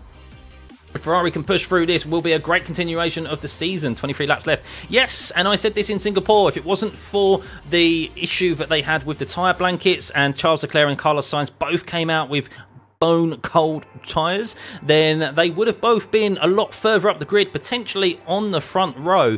But it happened to be that, yeah, those tyre blankets failed, and Charles Leclerc and Sainz crashed, and Charles Leclerc was just had no grip. But there we go. Wow, a full second Lando Norris has just taken out of Max Verstappen this time around. Maybe Max knows that Norris is going to be catching him. Maybe he is saving his tyres, preparing for that battle. Max is very smart in that regard. He knows he just has to finish ahead of Lando Norris. He knows that is where this battle is for this championship. It would be an absolute steal for Max Verstappen if he can increase his championship lead after, of course, a sprint race yesterday and today. So let's see if Max is just going to prepare his tyres, save them for that eventual battle with Lando Norris, and fight one of his good friends out on circuit. I can't wait for that. The last time we saw him properly go wheel to wheel was back in Austria, and we know how that turned out. And not going to lie to you, I'm not saying Max will do it, but it would be more preferential for Max and Lando not to finish the race than it would be for Lando. Let's just say that. Let's just say that. But yes, Yuki Tsunoda issued a 5-second time penalty for forcing another driver off the track. So unfortunately for Yuki, his day's just got a little bit worse there. His race was not going too badly as he was fighting for points. But now, with that 5-second time penalty, that is going to hurt his chances. That is for sure. But Lando Norris is turning on the afterburn, as we can see. 4.4 seconds now to Max Verstappen. He was 7 tenths quicker through the middle sector there on Max this time around. So Lando is definitely pushing. Lando is definitely pushing, and I do suspect that Max is probably just saving his tyres right now. I don't think Max is this down in pace. A 39.0 for him. Maybe he is. There is a 6-lap tyre advantage on that McLaren to the Red Bull. So is it that much of a difference? Has Max still struggling with that car, with that issue that Red Bull said he had over the radio earlier on, and said that they could fix in the pit stop? Maybe they haven't been able to. Time will tell, guys. Time will tell. Yeah, I don't think they're doing a 2-stop now. They're not doing a 2-stop now. No, I don't think so. Unless they dramatically fall off a cliff. But yeah, Pirelli's recommendations utterly ignored by all the teams. And that is the case of what we've seen this year, Felix. Yes, we've definitely seen that this year. Where I'm surprised they didn't even suggest the 1-stop. In the free strategy options that they provide, which we looked in our pre-race show, they stated that there was no 1-stop was a preferred strategy, not even the alternate strategy, which I find very bizarre. So they've totally missed the mark, Pirelli, it seems. But look, we've still got 21 laps remaining at a circuit where they're doing 137s, 138s. So the tyres could still fall off a cliff. You never know. You never know. Zhou Guanyu is in the pits once again. Poor from Zhou Guanyu. No doubt going to lose his seat for next year, even with the backing of the Chinese sponsors and money. Sergio Perez coming a bit unstuck behind Colapinto, who's on 35-lap old tyres. Really interesting there, but Sergio Perez, who says he doesn't have the same upgrades as Max Verstappen this time around, is struggling to get past the Williams. Just, I think, a lack of talent there, really, to be honest with you. Liam Lawson, yep, up into P7. He's going quite well. Of course, still yet to make a pit stop. Our first blue flag has been waved for Zhou Guan... Oh, no, sorry. There has already been a wave flag for Zhou Guanyu. No, that is our first blue flag because he just made a pit stop, didn't he? But last time around, a 38.7 for Max Verstappen and a 38.3 from Norris. So 4 tenths taken out there. 3.8 seconds is the gap to Max Verstappen and Lando Norris right now. I think Leclerc and Sainz are comfortable. Leclerc's managing that 7-second lap. As Max is on the radio saying, these tyres just aren't good. I can't brake. I can't attack anything. A lot of stress in that voice of Max Verstappen right now as that gap is continually becoming shorter to him and Lando Norris, his championship rival. We can see that Lawson is now in the pits, 36 laps on those hards. Where is he going to come out? He has done very, very well today. And is he going to come out ahead of his teammate Yuki Tsunoda, who has a 5-second time penalty? Are they going to go side by side, the two teammates? The two teammates who are potentially vying and fighting for that second Red Bull seat next year, and Lawson maintains a position over his teammate, who is on the medium compound tyre now, Lawson, and no doubt will pull away from Yuki, who is not, unfortunately, having a good second stint here. He's come unstuck behind Alex Albon, picked up a 5-second time penalty for his troubles, and, well, is now down in 13th position. Liam Lawson is on the attack of Pierre Gasly, though, and, well, on a fresh set of mediums, will no doubt look at going for that last points finish on Nico Hülkenberg. As Perez goes side by side with Colapinto, has he been able to finally get the move done on the Argentinian, the Mexican and the Argentinian, the two South Americans, and Colapinto is still side by side, defending valiantly against Sergio Perez, and I think Sergio's finally done it, but will Colapinto, he is no pushover, will he come back at him? No, and Perez finally, after having God knows the amount of laps stuck behind Colapinto, has finally got the move done, but it's taken him way too long. There is currently a 17-second gap to Sergio Perez and George Russell. Bearing in mind, George Russell started from the pit lane. It's an average 20-second pit stop loss in the 20-second time loss in the pit stops, and as it currently stands, George Russell, who will come out on a brand new fresh set of mediums, will be able to go on the attack and potentially still 6th place, the place he initially qualified in. Imagine the scenes. What a drive that would be from George Russell as Norris sets the fastest first sector. He was 6 tenths faster than Max last time around. Purple in the middle sector, another 3 tenths taken out of Max in the middle sector as well. He is eating into that time, and it is only a matter of laps until he catches him with 19 remaining. Oh, Mexico is north, isn't it? It's because it's south of like the border, you know what I mean. You get my logic with Mexico. I do apologise confusing Mexico as South America. I apologise to any Mexicans out there, please. Yeah, do not take offence. Russell driver of the day, if he gets sick, that would be amazing. Yeah, that would be absolutely. I mean, the thing is, George, actually, now I take it into consideration, George does have, as Lawson gets past Pierre Gasly. Well done, Liam Lawson. Really on a charge today. What a race it's been for Liam Lawson starting from the back. The problem for George, he has a 5-second time penalty, which I forgot, for forcing another driver off the circuit, which was Valtteri Bottas. So he may do, but it's going to be tough. It's going to be tough. He needs to kind of pit now-ish, really, to get ahead of Sergio Perez. Or maybe they're just goal hanging. We'll see. Thank you, guys. Yeah, no, much appreciated. Look, if you're liking the stream and you're liking the commentary, please, as a token of appreciation, hit the like button, hit the subscribe button, and yeah, that's enough for me. Big thank you. And the fact that you guys keep tuning back in, 4,500 of you are here at the moment. If you're liking this and you want your friends to follow and help grow this great community in this channel we've got here, spread the word. But Liam Lawson is now in a points position. Finish. Yes, Liam. Yes. Kevin Magnussen is now in the pit, so he has committed to the 2 stop. Interesting there for Kevin Magnussen. I thought he might go on the 1 stop. But Kevin Magnussen is committing to the 2 stops, so we'll see how he progresses. But Liam Lawson is now in the points finish position. What a great result this would be for him, especially as Yuki is there in P12. So yeah, we'll see. Of course, Liam Lawson does have a brand new power unit as well. So, wow, as Magnussen, there was a lot of stress behind the engineer's voice. Wow. So there was a lot of stress in the voice of Magnussen's engineer, but went box now, and that's why he has had to pit. So there is something that they've seen on the car, maybe a slow puncture, that has told Magnussen to dive into the pits from a points finish, and that's a real shame for Magnussen. So we'll see if he's still got enough time to maybe make up and chase down Lawson and Gasly and Tsunoda there, but a real shame for Magnussen. And that gap to Verstappen and Norris update. Purple middle first sector from Norris again, and first sector again, and it's 2.1 seconds is the gap to Norris and Verstappen now. No doubt Verstappen can look in his rearview mirrors and see the papaya of Lando Norris. We have 17 laps remaining. This is going to get tasty, guys. Stay tuned.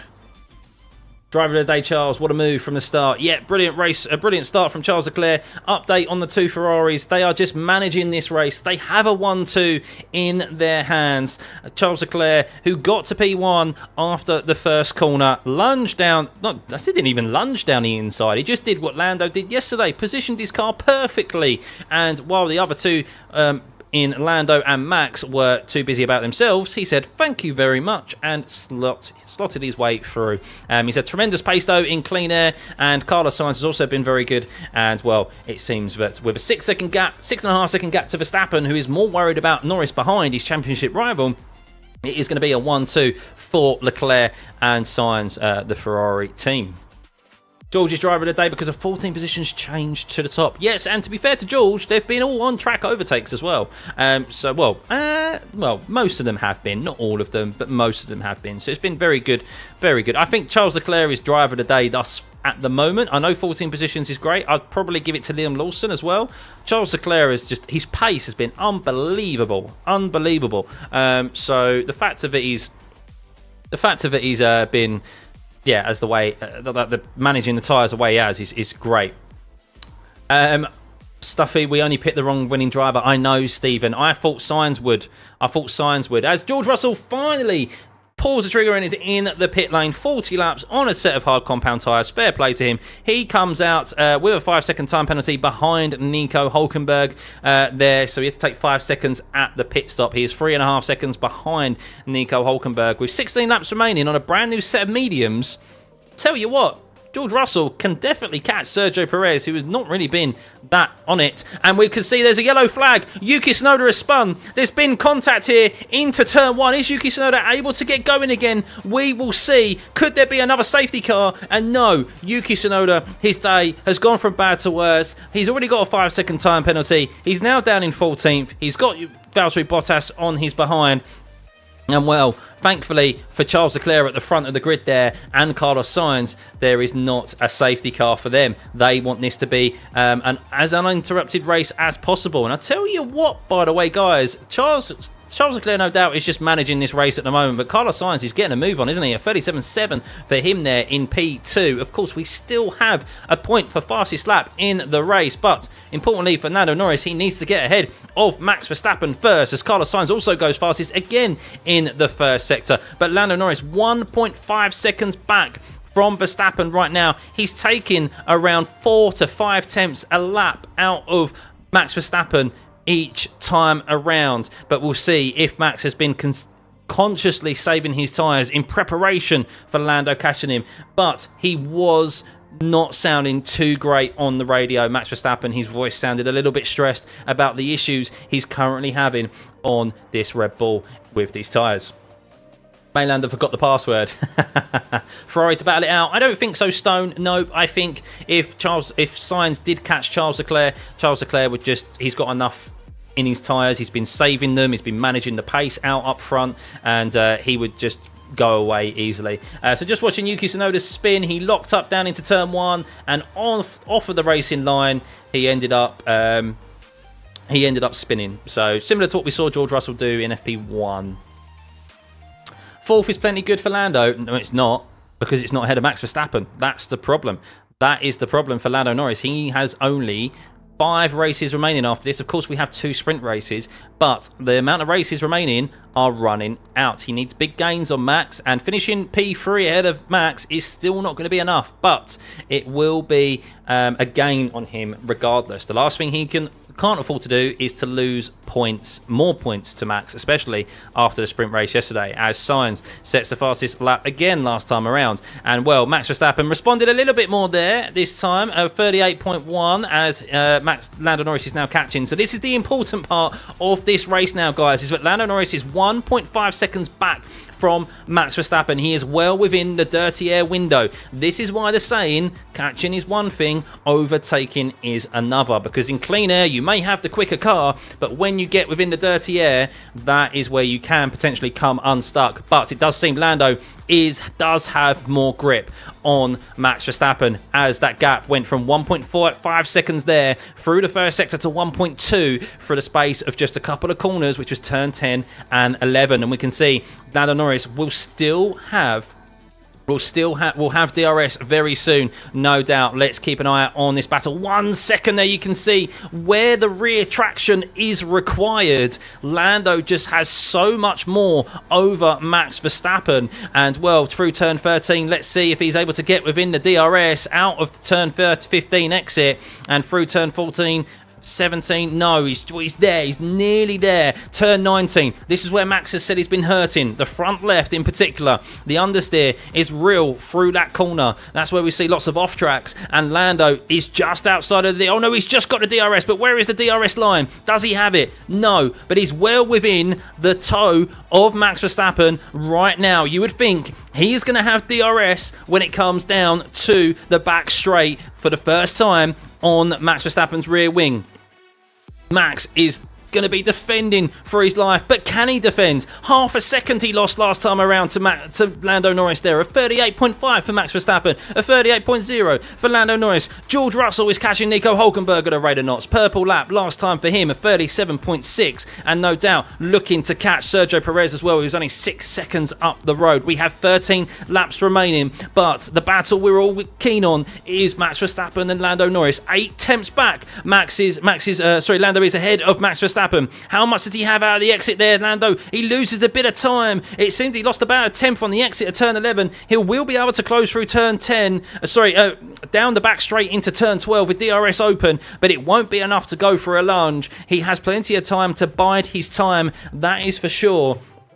And let's see if he's going to be able to get ahead of him, maybe go for a move down through to turn 15. Of course, these two went side by side into the first corner. Lando Norris looking to regain a position that he lost to Max down in or up into that first corner. He was poor in his defence. He should have covered it off, but he didn't. He allowed Max a sliver of an opportunity, and we know Max Verstappen, he absolutely took it, and that's why Lando now finds himself behind Max at this stage of the race with 12 laps remaining. DRS will be open. 6 tenths. He's got a good exit there. How much will he be able to gain as he heads up into turn 1? Will Max go defensive? Will Lando go for a late lunge? Does he have enough to do so? And well, he's going for it. Lando's going for it. He's all over the rear wing of Max Verstappen. It's not enough. It was close. That was for sure. Half a second back from Max right now. He needs to stay within around 7 tenths, you would think, on the exit. 6 tenths on the exit of turn 11. He's been quick through the first sector. At 38.2 last time around for Lando Norris on Max Verstappen. He did still gain, but of course it's now just all about being able to get close enough to go for a lunge, catch Max Verstappen, push him out of position. We will see. Will we see a return of the issues, or I say the issues, the defence that we saw from Max Verstappen in Austria? Of course, the FIA said he should have got a warning for that, but he didn't. But here we go. DRS open again. He lost a bit of time on the exit there of turn 11. The McLaren with the DRS open. We have 12 laps remaining. He's gaining, but he doesn't have enough. And Max Verstappen needs to be very steady on the brakes through turn 12. It's so easy to lock up there. We've seen drivers run wide as well. Lando still under the rear wing. 7 tenths back. Not close enough potentially to go through a move on Max through turn 15. And the longer Max holds Norris up in his dirty air, the better it is for him right now. Colapinto is on the back of Pierre Gasly, fighting for the last points position. As we can see there on the screen, Kevin Magnussen also catching him up as well after being forced to pit. George Russell has got past Nico Hülkenberg and has his eyes set on Sergio Perez ahead. And that would be 14 positions gained after starting from the pit lane by George Russell if he was able to do so where he initially qualified. So what a result this would be for George Russell. We'll keep an eye on that with 11 laps remaining. But of course, it's all about Lando Norris on Max Verstappen. He's close again, but not close enough to Max Verstappen into turn 1. He needs to be aggressive, Lando. Unlike he was in the first corner on the first lap, he needs to be bold. He needs to go for a move and be committed on Max. We will see. This race could go to the very end. As we can see, Leclerc and Sainz are just managing their tyres comfortably in the low 38s as it currently is. A great result this is going to be for Ferrari, but where we are focusing on and what we're keen on is this championship battle right now between Verstappen and Norris. Norris lost 2 points to Max yesterday. As it currently stands, he's going to learn more. He's going to lose more points. Off the top of my head, I can't remember exactly how many positions that would be he would lose. As yes, Liam Lawson is up into 9th place. 10 positions gained after starting from the back back of the grid. What a drive by Liam Lawson at the moment, potentially driver of the day. Oscar Piastri has been given a black and white flag for track limits, as has Nico Hülkenberg as well. Lots of drivers. Colapinto has a black and white flag also. Lots of drivers there with one more track limit, and they'll get a penalty as Max Verstappen held off Norris once again down into turn 12, and Norris is just coming a bit unstuck here as he's got within the dirty air of Max Verstappen. He's not able to get close enough, and Max just has enough in the tank to hold off the McLaren as it currently stands. But how much does he have? This is not like Austria where there's 6-7 laps remaining. This will be a sustained amount of pressure for over 15 laps. No, less than 15, just under less than 15 laps by Lando on Max Verstappen. How much can Verstappen hold him off for? We will see, as Lando's even closer this time. He's looking, he's trying to force Verstappen out of position, and Verstappen did get a bit of a poor exit there, and Lando, all over the rear wing of Max Verstappen, did force Verstappen slightly out of position, and he showed a nose, Norris, and Verstappen was wary to it, but only just. And well, it seemed that Norris might get past Verstappen into the first sector there, into the S's, but he didn't. So we go again down into turn 11.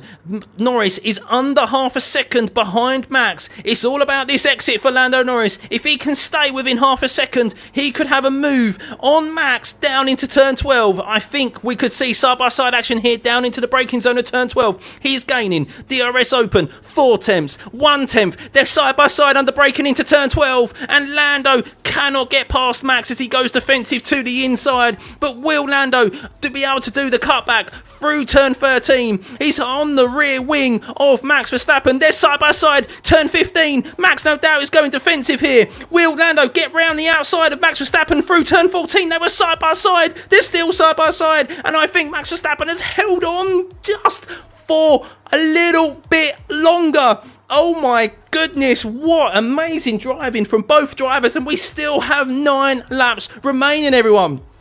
Unbelievable. But if you are enjoying this watch along and this commentary, please hit that like button. Let's get this stream to over 1,000 likes. Here we go down into the first corner once again. I'm watching the TV coverage at the same time to see the replay as Lando is trying to force Max Verstappen out of position and trying to do the cutback, but Max is positioning his car very, very smartly, and he just has enough grip. Just enough grip on Lando Norris as he's making Lando go round the long way every single time, and due to that, Lando is just not able to get past Max Verstappen at the moment. But how much is Max taking out of his tyres while he's defending from Lando? He has 6 lap older tyres than Lando Norris, and you do think that time is a little bit more on Lando's side than it is Max's, as there's a fastest first sector there from Lando Norris.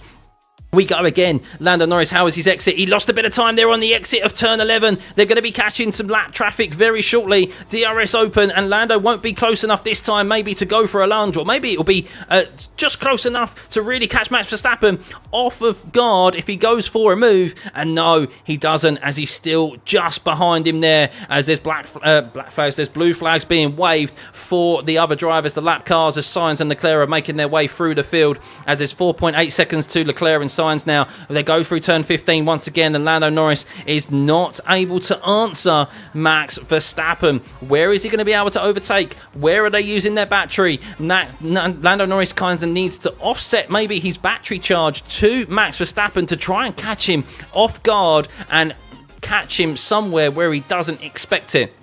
He's got a good exit through the last corner though. DRS open. We could see a move here down into turn 1. This is a very good run by Lando Norris here. DRS open. He's 2 tenths back. Will Max Verstappen go defensive here? He is. Lando goes for a move. They're down into turn 1. Lando is ahead, but has he made it stick? Max Verstappen, they're side by side as they head through the S's, and Max Verstappen still holds on to the lead. Lando went for the move. They went side by side, but Max Verstappen did the cutback and maintained the position with a straighter exit. Wow, what a great battle this is. Just watching the TV coverage now as we go again. 8 laps remaining. Unbelievable. racing right here between the two championship contenders. Of course, every point matters here, and it so does as they're heading down the back straight once again. I'm watching the move now by Lando Norris down into turn 1, and Max went defensive. Actually, Max was the one who went defensive. Lando went for the cutback, but it wasn't just enough to get past Max. So actually, Lando wasn't at any point ahead of Max Verstappen, but Max is just positioning his car very well right now. This is, as it currently stands, a defensive masterclass what we are seeing from Max Verstappen, and that is what a talent like him can provide. He's not just all about how aggressive and attack and how he is in attack. This is a fair defense by Max Verstappen as well. No late lunging no late jinking as it currently stands.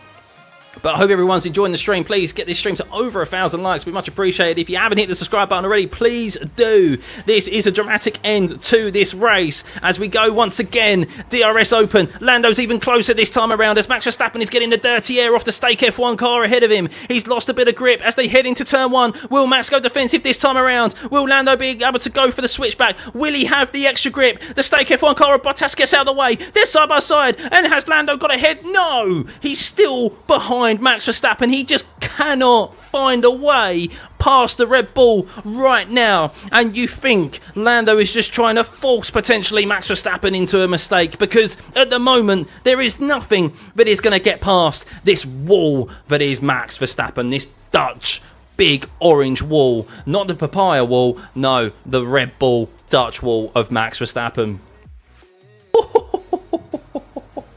Unbelievable right now, unbelievable. Let's see whether or not Lando Norris is going to be, I mean, he's staying within the DRS all this time, and Max Verstappen is going defensive though.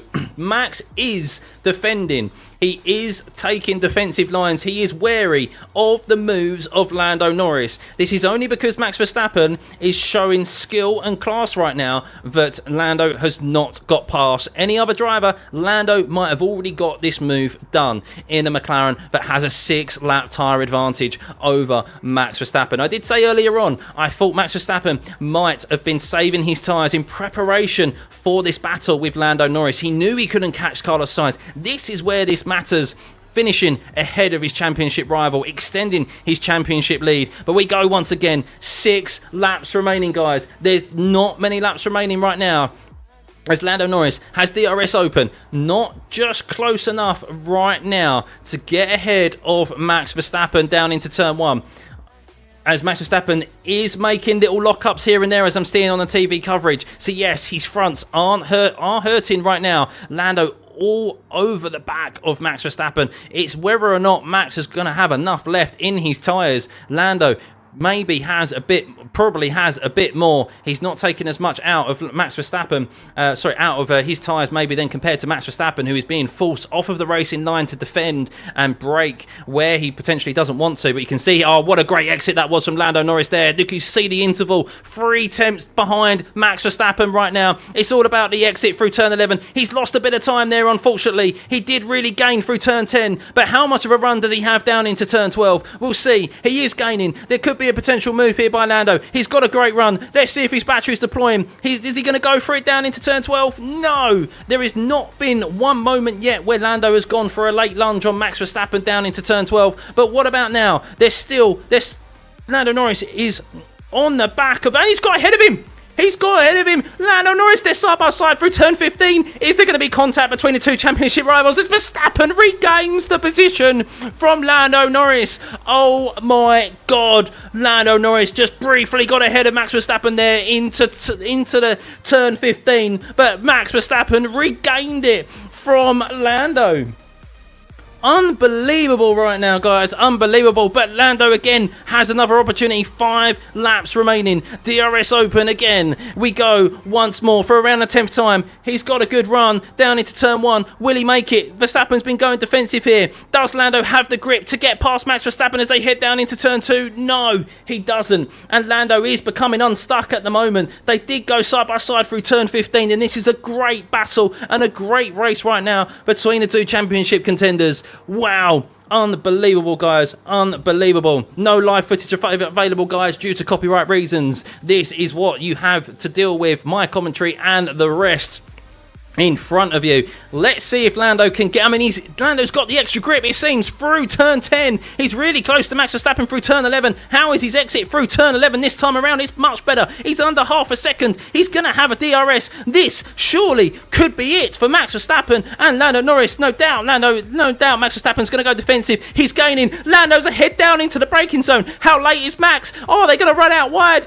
Oh, I don't know what to do. Max Verstappen is behind Lando Norris, but it's not done yet. Through turn 13, they're still side by side. Max Verstappen's coming back at him. Will he have a go back at turn 15? It is not over yet. We have seen from these two drivers, and Lando Norris has finally got it done. 4 laps remaining. Lando Norris is ahead of Max Verstappen, his championship rival. He's in a podium position. I apologise for my voice going very high, but this race is not over and done with, because Max is going to come back at Lando. He has DRS open. They're going to head down into turn 1. 4 attempts back. Max Verstappen, DRS. Here we go. Into turn 1. He's gaining. They're side by side into turn 1. Max Verstappen is ahead. He's back ahead of Lando Norris. Does Lando get ahead of Max Verstappen? They're side by side. Is there contact made? I'm not sure. They're still side by side as they head into the S's. And Max Verstappen just can't hold on to the position into turn 3. Unbelievable right now, ladies and gentlemen.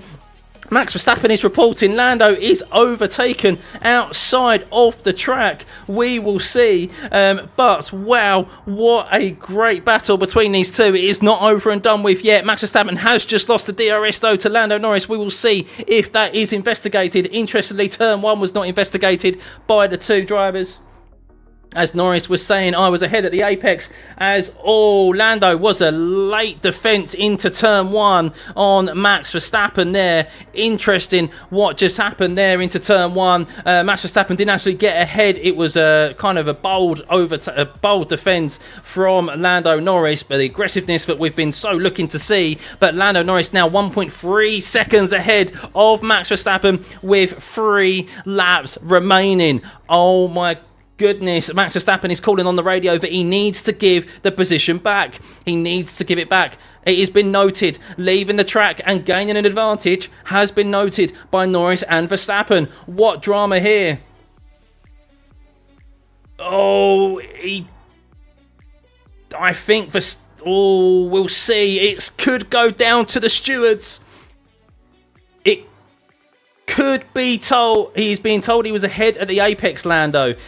So maybe he has got it, but it could end up down in the stewards this race. We'll see. We will see. Of course, we've seen drivers penalised for forcing drivers off the track. It could be that Max Verstappen actually is given a penalty here. We can see that Verstappen's camp is saying we are investigating turn 1 moving under braking. So it's all going off here at the end of this race, as the gap between Verstappen and Norris is pretty much sealed, delivered. Norris will finish ahead of Max Verstappen, barring if there is stewards penalties to be issued. George Russell is now on the back of Sergio Perez, as we predicted, going for P6, going for 14 positions gained here in this race with 3 laps remaining. But as it currently stands, it is going to be a Ferrari 1-2 with Charles Leclerc from Carlos Sainz, Lando Norris in P3, Max Verstappen P4, Piastri, as we predicted, in a no man's land. Hang on. So they're thinking about potentially dropping Piastri back if there is a penalty for Lando Norris. I'm not sure if Lando Norris will be given a penalty for that because of the forcing the other driver off the circuit that we have seen throughout the duration of this race. It seems like Max Verstappen would be the one who did that. As the stewards are reported that they are looking at it by Max Verstappen, his engineer. So we will see turn 12 incident involving cars. Norris and Verstappen noted. I'm watching the replay again now as George Russell is all over the back of Sergio Perez here with 2 laps remaining, guys. We're on the penultimate lap of this race. And just watching the braking here.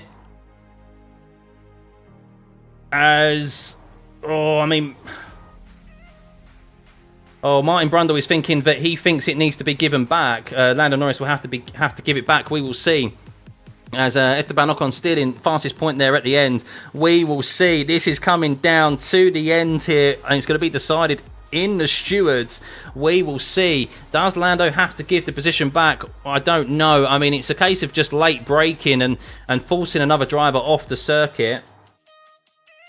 As Norris is stating, your opinion, our opinion is that you were ahead at the apex, and that oh yeah, I really can't wait to see this. Oh, I don't know what to say, guys. I don't know what to say. What a dramatic end to this race. Unbelievable. But Lando Norris only went off the circuit because Max Verstappen forced him off of the circuit. I think he was ahead at the apex. It depends on where you mark the apex, basically. This is the problem with this racing rule. But we are on the final lap now, guys. Charles Leclerc, one more lap for a Ferrari 1-2. Charles Leclerc, who has led from the first corner. Oh, no, Lando's... Oh, as they're saying, Lando has exceeded... Oh, so this is the thing. They are now... Now, this is now getting stupid. Lando has exceeded his track limits violation because of that. So, oh, this is all getting very, very messy. This is going to be a very messy end to this race, guys, because Lando Norris has 4 track limits violations because of that incident with Max Verstappen being forced off the circuit. But that's not Lando's fault, is it? That is not his fault, but it's whether or not, if it is black and white within the racing rules, whether or not Lando Norris will get a 5-second time penalty for that. Oh, it's all up in the air still, and it is unfortunately going to end up in the stewards. We will see what happens. The race is not, the final result is not going to be the final result potentially, guys, so stay tuned for that. We will still be live to hear what the stewards have ruled. But Charles Leclerc is leading as there is a 5-second time penalty for Lando Norris for leaving the track and gaining an advantage. Wow, Lando Norris, that is unbelievable right there. Lando Norris is going to lose the position to Max Verstappen because he is only 3.3 seconds ahead. As they think now that, oh, I tell you what, this is going to end up in the stewards. I reckon this is the final result. They're going to appeal that. That is for sure. McLaren, this is unbelievable right now. Leaving the track and gaining an advantage. But Charles Leclerc is your winner of the US Grand Prix. Carlos Sainz will finish in P2. It's a 1-2 for Ferrari. We predicted it at the start of the day.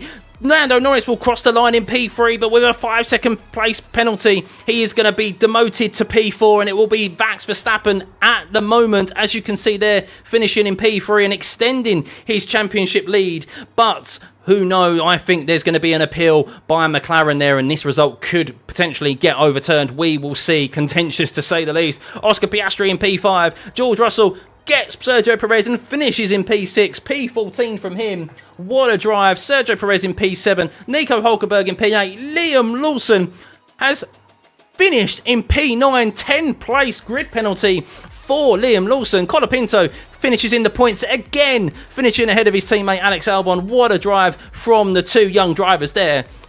Kevin Magnussen finishes in P11. Pierre Gasly finishes in 12th. We can see that Gasly finished 12th. Alonso 13th. Tsunoda 14th. Stroll 15th. Albon 16th. Bottas 17th. Ocon 18th. Zhou 19th. And Hamilton 20th. But guys, if you've been a big fan of this stream, please hit that like button. Hit the subscribe button. Let's get this stream to 31,000 subscribers, shall we? Surely there's 200 of you in here who have yet to hit that subscribe button. What a drive by Charles Leclerc. Let's do our driver of the day poll. But stay tuned, because I don't think that is the end of it in regards to the results here. I think they are going to appeal Lando Norris's stewards there because, well, we will see. We will see. Driver of the day. Wow. What a race. What a race. I mean, this is why I don't particularly like this rule in the first place of being ahead of the apex and so forth. Whatever just happened to just leaving the car's width and racing room? I mean, it would just mean so much. That would be much more easier to say whose corner it was to an extent, you know, or who was at fault. So let's do him. Let's do. Let's do. And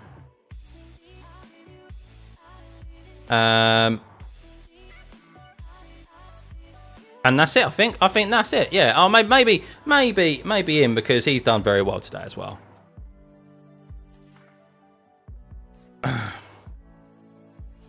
Oh, we'll see. We will see. Thank you, Skibbity. Thank you. Much appreciated, guys. Much appreciated, Serena. Much. Thank you, thank you, thank you. Stay tuned, guys, because I don't think this is going to be the end of it. Don't think this is going to be the end of it. We will see.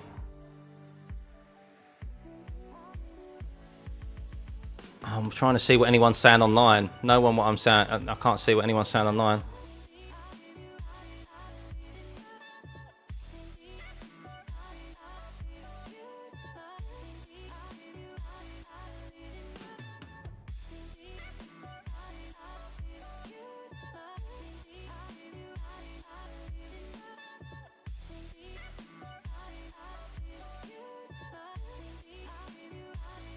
We'll see. We'll see. So I'm just seeing what people are saying. Interesting. Interesting. My pleasure, guys. My pleasure. What an absolute... What, I mean, wow. What a race. Not entirely sure how I feel about it. I need to see the replay again of the incident between Lando and Max to see who was ahead at the apex and so forth. But... I mean, Lando did say that Max also ran off the circuit. We'll see. I need to see turn 1 again as well. There's potentially 2 incidents there where Max Verstappen kind of didn't really have any intention of kind of... I mean, did he run off circuit both times? That's what I need to really see. Was he able to keep and manage his car and keep it under control? Because if he runs off track himself, then in my opinion, then no. But look, what a race. What a race.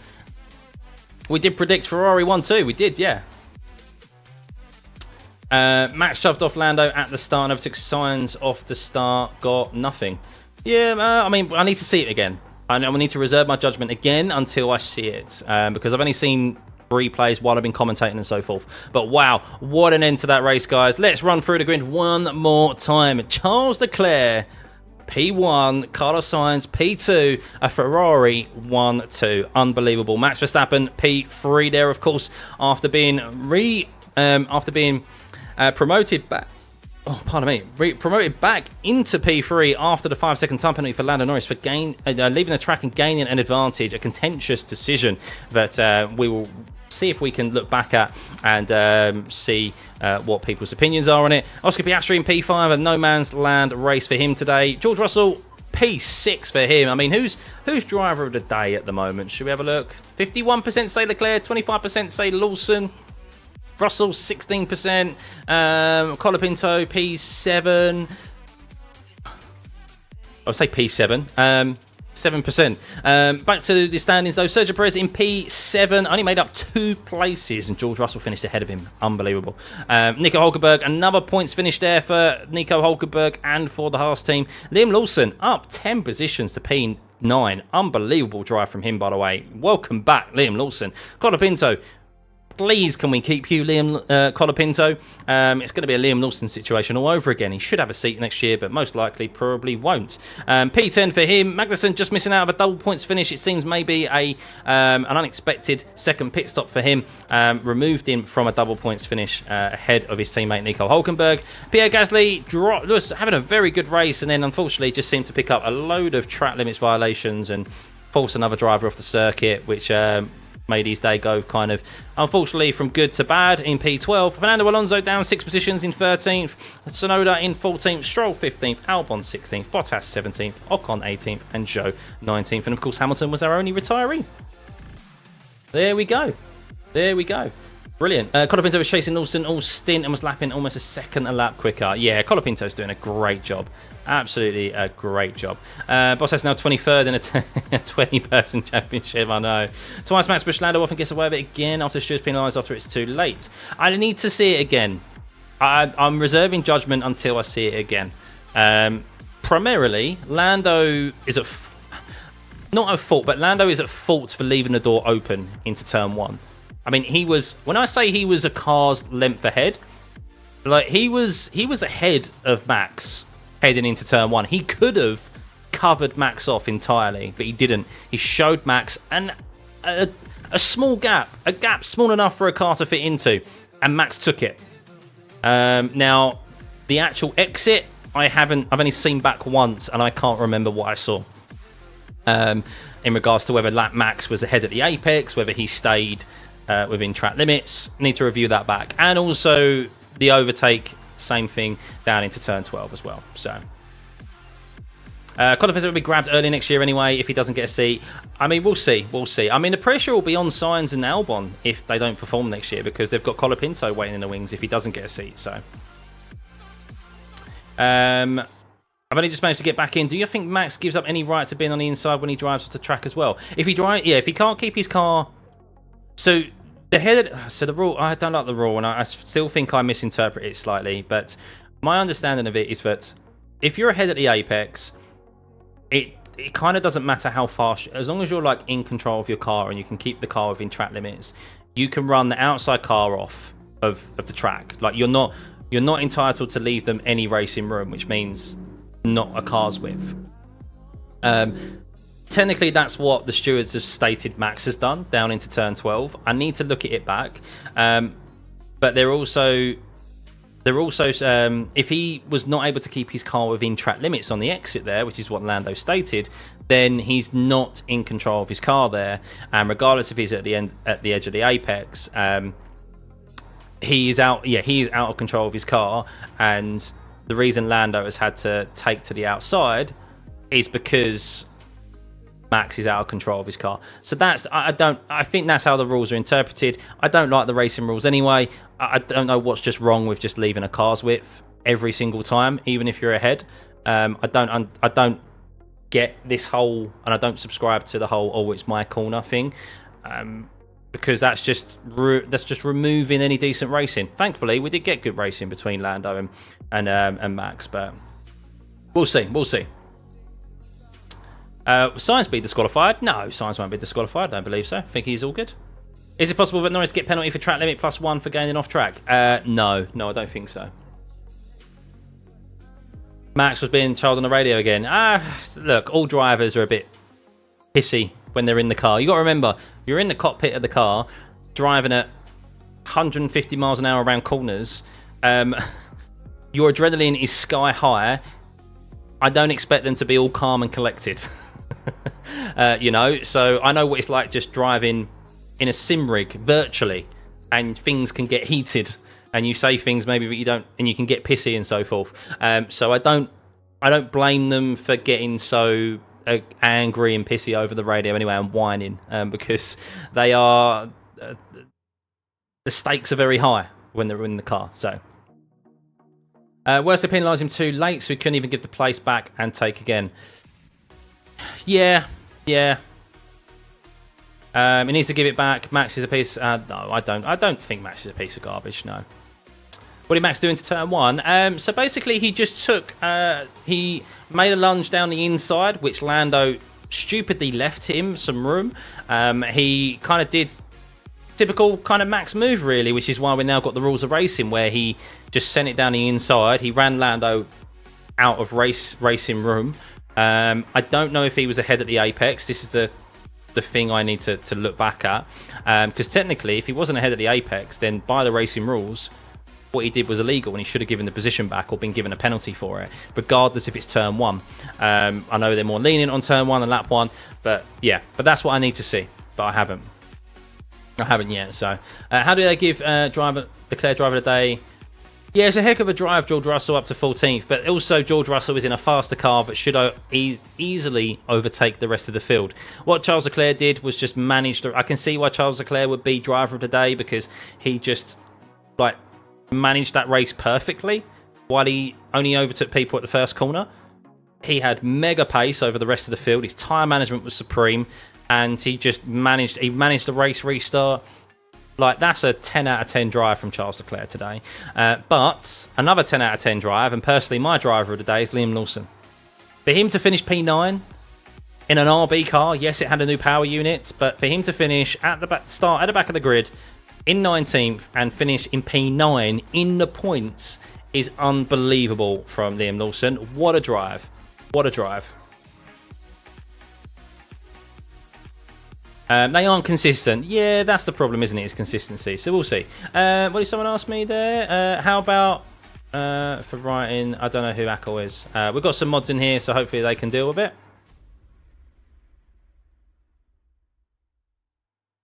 The FIA should just call themselves British fans. Does nothing other than complain about Max. No, they don't. Am I doing a Q&A video? Yeah, why not? Should we do a Q&A video?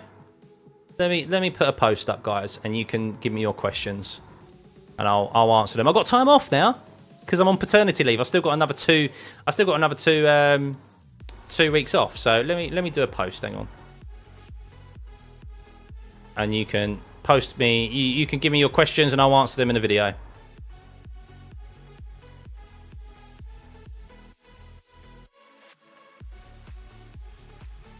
Hang on.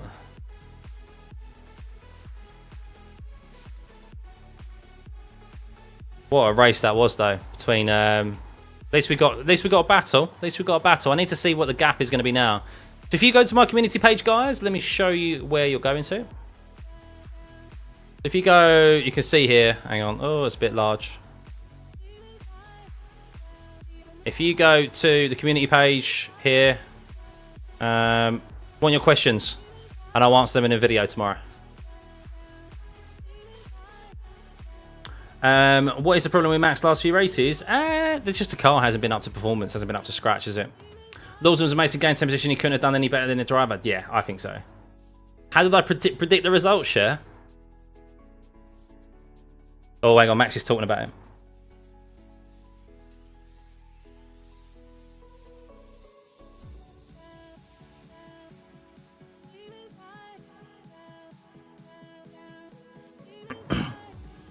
Damn. Nearly.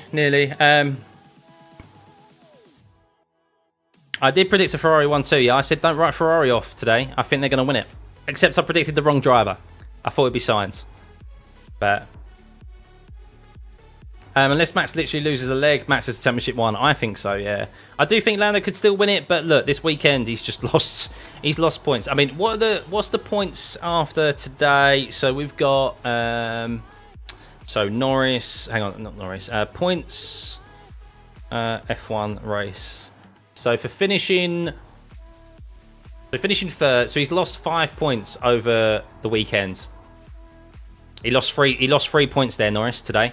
So that means the gap is now to 50. It's now started the weekend at 52. It's now 57 points. Not great, is it? And if we do the maths, that is with 5 races remaining. Of course, there is sprint races as well, so we'll exclude the sprint races just for now. But 57 divided by 5 is 11.4 points he needs per main race between now and the end. Wow. Who got fastest lap? Esteban Ocon. No one of relevance. Can I show you the leaderboard on screen? It's not been updated yet, the leaderboard, so I can't show you it yet. As soon as it is, I would. Could I go full screen? What, me? You want to see my beautiful face? We can do that. You have evidence of Max being off track limits. Penalties shouldn't stand. Yeah, I wonder if they will appeal it. I wonder if they will. Taco, thank you for the 5 Canadian, buddy. Much appreciated. Thank you, guys. Thank you. That was a great stream. I really enjoyed that. I need to try and keep my voice a little bit under control, though, and keep it a little bit lower when the race, when things get a bit heated. But I hope you guys could understand what I was saying. Brundle always talks in favour for Max. He does, actually, Joel. I've noticed that. Yeah, I have noticed that. What did you do, Kelly? Oh, you have evidence of Max being off track limits. Penalty shouldn't stand. Oh, let me have a look. Have you sent it to me? Let's have a look.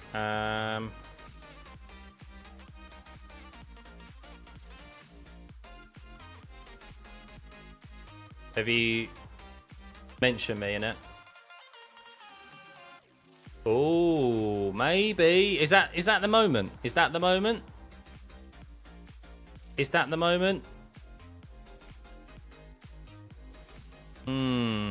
I'll show you guys. Thank you, Matthias. So, oh, hang on, I've got that too wide. That's my Streamlabs. So this is the moment where, I mean, that is off, and that's within the white line. Yeah. I mean, he's not in. If he goes off track, in my personal opinion, that's not in control of your car. You've forced another car off the circuit, and you've not been able to keep your car within track limits. So the only reason Lando's, yeah, we'll see. We'll see. I mean, I wonder if McLaren will try and appeal it. They might as well. They might as well.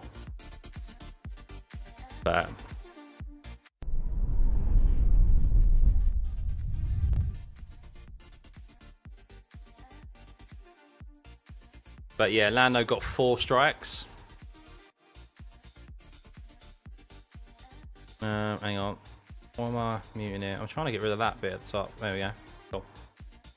Where was Norris supposed to go? Where the fuck was he supposed to go there? Well, I guess the FIA will say that he should have given the place back and should have slotted in behind Max. That's what they'll probably say. I don't know. I think the whole basis of maybe now Lando maintaining that position is that they were ahead at the apex. So I guess it depends on where. So my argument to it would be, if I was McLaren, is that, well, I need to see it back, but my argument to it would be, well, yeah, the only reason Max was ahead at the apex, or you're deeming to be ahead at the apex, is because he went in too quickly and he was out of control of his car, and him going off track is evident of that. So he was. The only reason he was ahead at the apex is because he was out of control of his car, and the off track shows that. Because you can send it, can't you? You can absolutely send it, run the other driver off wide, like both of you, like Brazil turn 4, Hamilton Verstappen is the perfect example. You absolutely send it. Yes, technically you're ahead at the apex, but you're going so quickly that you're never going to be able to make the actual corner and keep it on track, and you run so far wide. That is and obviously he's not massively off circuit, but he is off circuit, and that's still deemed to be an off track, and that would be my defense there, and I would say that Lando is entitled to maintain that position. But yeah, that we'll see. We will see if they do appeal it. That's how I would be appealing it if I was McLaren, because that's why I said I need to see if he kept it within track limits. If he kept it within track limits, then yes. If he is ahead at the apex, then he's under control. His car is in control. But that's why I don't like being the head. This is why I don't like the ahead at the apex rule. It's my corner and forcing the other driver off circuit. So. No, Max isn't dumb. No, Max is smart in the fact of that he always he knows to just kind of just leave the decisions to the stewards. Let them decide. Let them decide. And of course, Lando just kept his foot in it. Which, bearing in mind, Max has done before. He's kept his foot in it round the outside as well. Bearing in mind, actually, Max did that in Austria, didn't he? Kept his foot in it and went round the outside. So, I don't know. Yeah, lack of consistency. We'll see. How's the baby doing, Carl? Yeah, she's doing very well, thank you. Yeah, she's doing very well. And Mum's doing very well also. So, yeah, it's a good experience being a dad. It's a weird one. It's a weird one. Simple rule, leave the space. I don't get it either, Connor. I don't get it either. Max did it early in this race on Carlos. Oh, did he? Norris did this to Max in Austria, I remember, guys. Yeah, but he didn't. Yeah, that's what I mean. But Norris wasn't able to keep hold of the position. Max was able to keep the hold of the position. Although this time around, Norris would have. They're technically saying so Norris didn't actually get, I don't think, the penalty for track limits. I think he got a black and white flag for it. Then the next one is a penalty. I think what he got was gaining an advantage. So because he kept hold of the position, that's why he got a 5-second time penalty.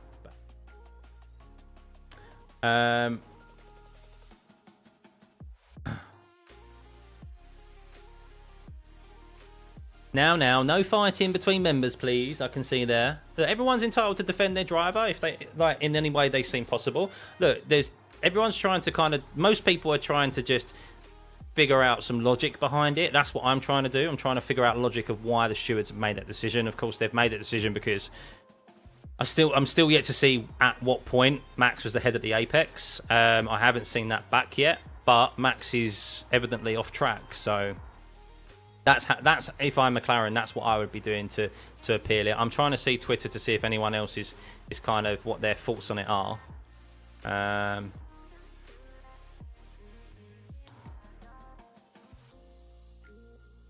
Oh, here we go. We have the driver standings, guys.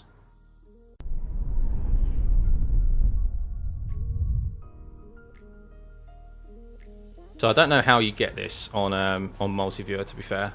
Otherwise, I'd bring it up. But here we go. You can see we've got Verstappen gained 15 points. He gained another 3 points over Lando Norris today. Leclerc gained 25 points. Actually, that gap now to, by the way, 297 take away 275. 22-point gap to Lando Norris and Charles Leclerc right now. FYI, guys. FYI. Liam Lawson has just got 2 points and dragged himself off the bottom of the standings, and the two stake F1 cars are 21st and 23rd. Who's 22nd? Why is there no 22nd car? Daniel Ricciardo's missing here, so Daniel Ricciardo should be in here somewhere. There's no 22. Daniel Ricciardo's missing.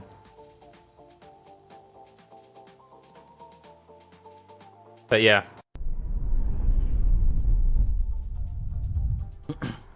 Could Charles Leclerc win the championship next season? Yeah, he could do if he's given the car. Definitely. So, it's a super track design. They have huge runoffs. That's the problem. Yeah, I mean, they have huge runoffs, though, because of, like, having IndyCar and NASCAR. Just listen to Lando Norris' interview, see what he's got to say.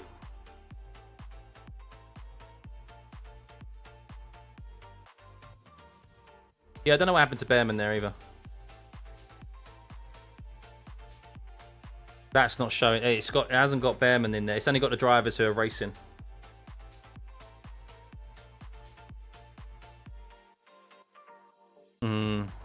Lando's saying he went in there very hard and he also gained an advantage in doing what he did.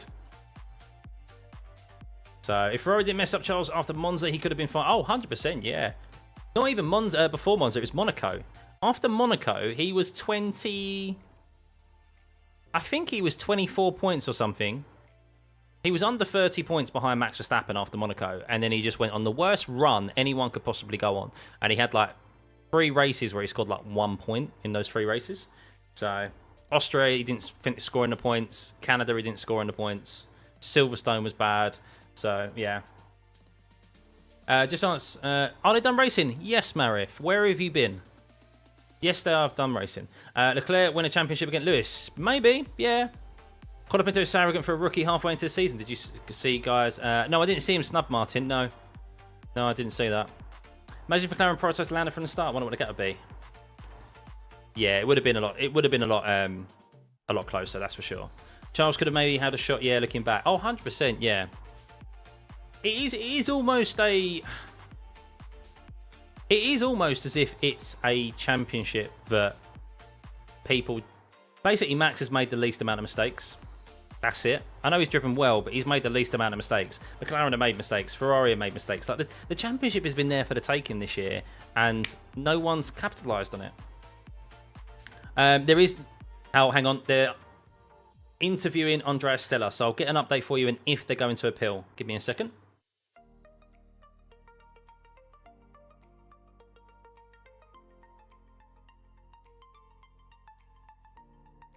Oh, Stella's not happy, of course. He's saying both cars went off track, as we have just shown. He's saying the stewards interfered, which was totally inappropriate in what was a beautiful bit of racing.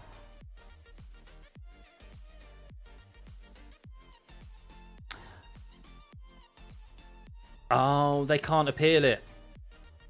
They can't appeal it, apparently.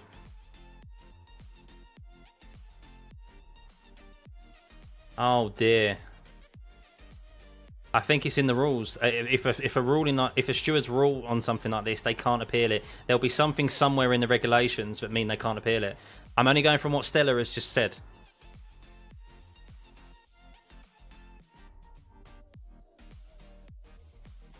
Yeah, Stella, oh, very, very well eloquently put there. Stella just said, there is no doubt that both cars went off the track and that the move by Lando was correct.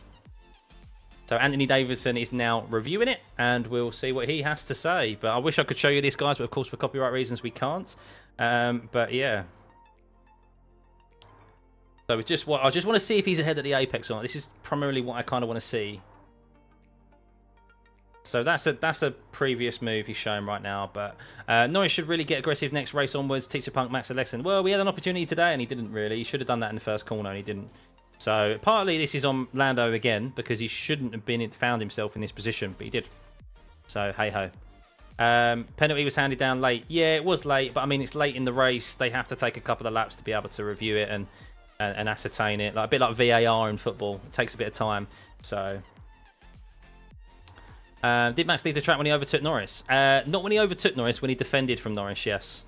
Yeah, so the incident where Lando got around Max, which was off track, he only went off track because Max forced him off track, and Max did go off track as well, and that's what McLaren have just confirmed. That's what we've confirmed with a still image as well. So they believe that because of that, it wasn't a fair defense, and Lando was entitled to overtake. So yeah, it's a real shame that you can't appeal it. I want to know why. This must be somewhere in the regs that mean you can't appeal a decision like this by the stewards, but we'll see. So they couldn't have expected Norris to give the position back. He wasn't told. They had time to give it back, but McLaren were adamant that he was ahead at the apex, and that because Max went off track, it was a fair move, because the defense wasn't fair. Just watching now. Hang on. So as they're braking, he's on the outside. Anthony Davidson's showing me that he's on the outside. He's ahead under braking, but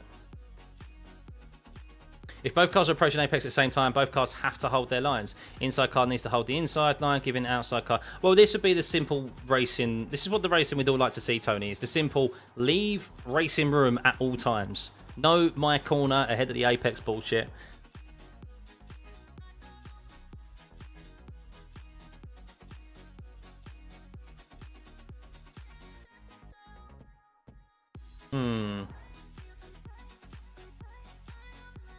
So there's no way here that Lando could back out.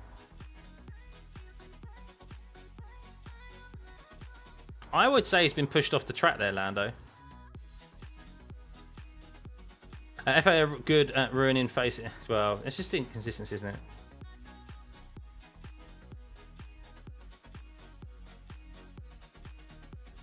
There's nowhere else Lando could go about crashing. Yeah, exactly.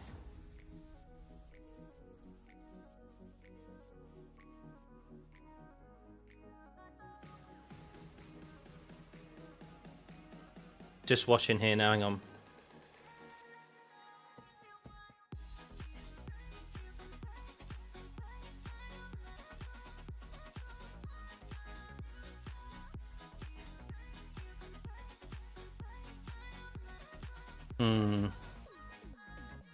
When he starts turning into the corner, Lando is ahead, but at the point they call the apex, he's not actually ahead. So that's where they've deemed that he's not ahead. The stewards, anyway.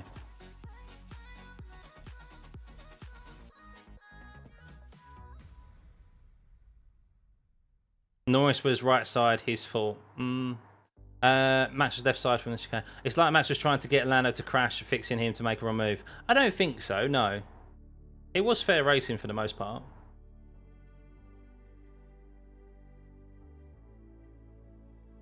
There's a wall there, Lando would never have placed his car there. Yeah, true.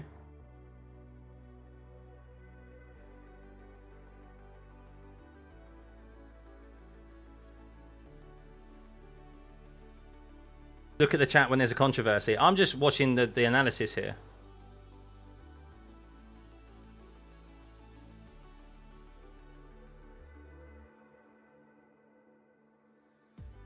But then that's not a clean defence, is it, though, Anthony Davidson, if he went off the track? He is stating he's off the track and he'd get a warning for it. Interesting. Am I still on, Zach? I'm always on. Yes. Love talking F1 with you guys. Love talking with you guys.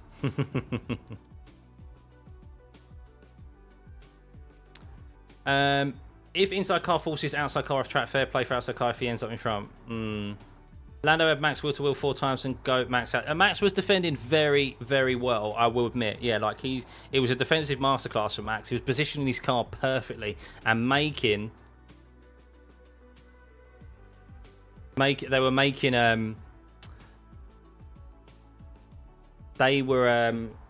Sorry, Max was making Lando go round the long way every single time. So it was very clever, very clever. So.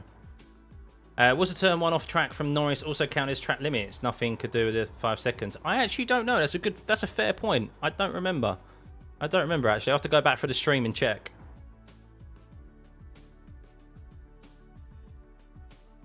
Intrigued to hear what all the pundits have to say, really.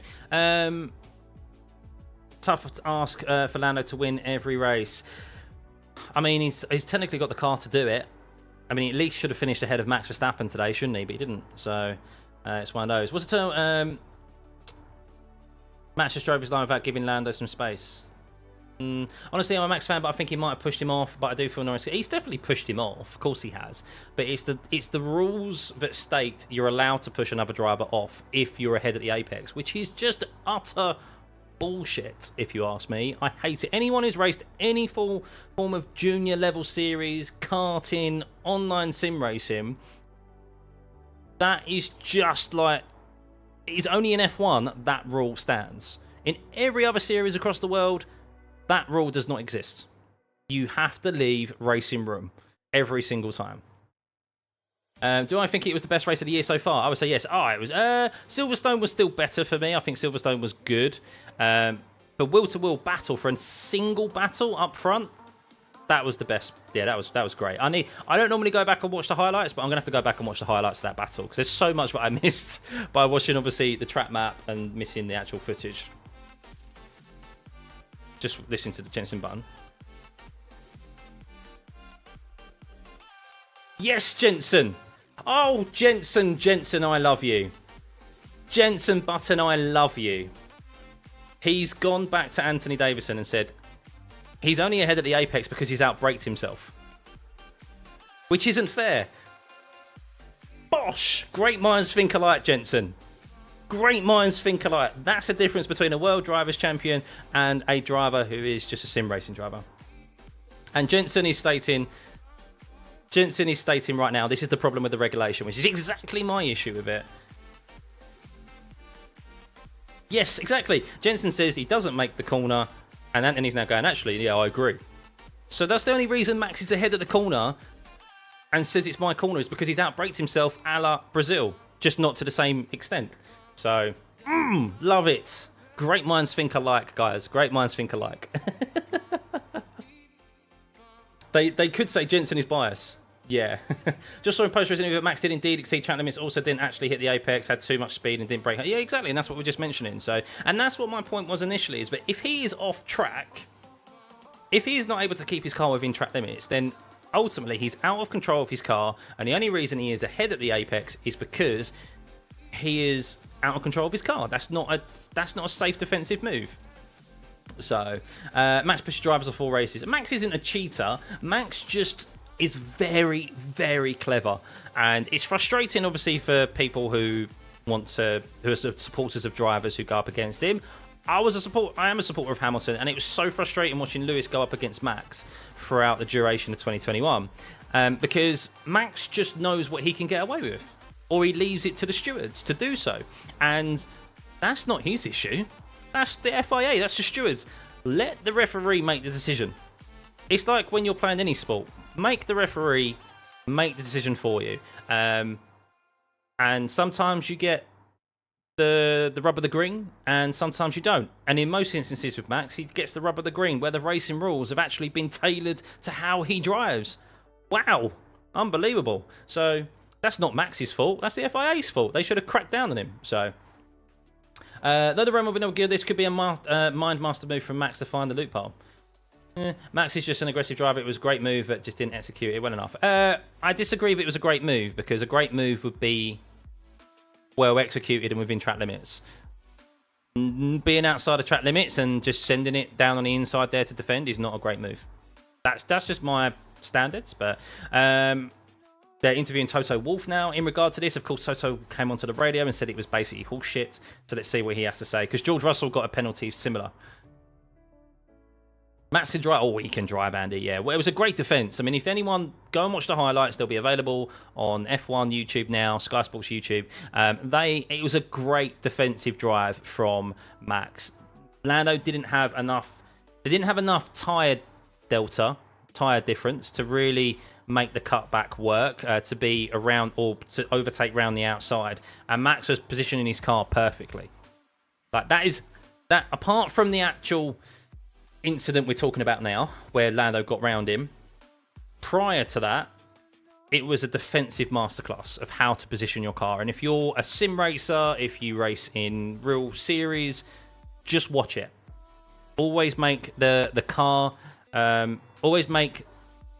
behind you go the long way round, basically. And especially at a circuit like Circuit of the Americas, like there's areas where, you know, even if I'm not the quicker car, I can make them cover more track and put them on some more like the dirty line. So, Toto is not happy whatsoever, by the way. He's fuming about it all. Max made around 4 mistakes, just got away with it. Stop trying to overtake Max from the outside. Yeah, but when you position your car on the inside, you can't go through a car. You have to go around them. So, have more gravel traps and less runoff areas. Force the driver. Exactly. Yeah, I mean, this could all be sorted just with gravel trap, couldn't it?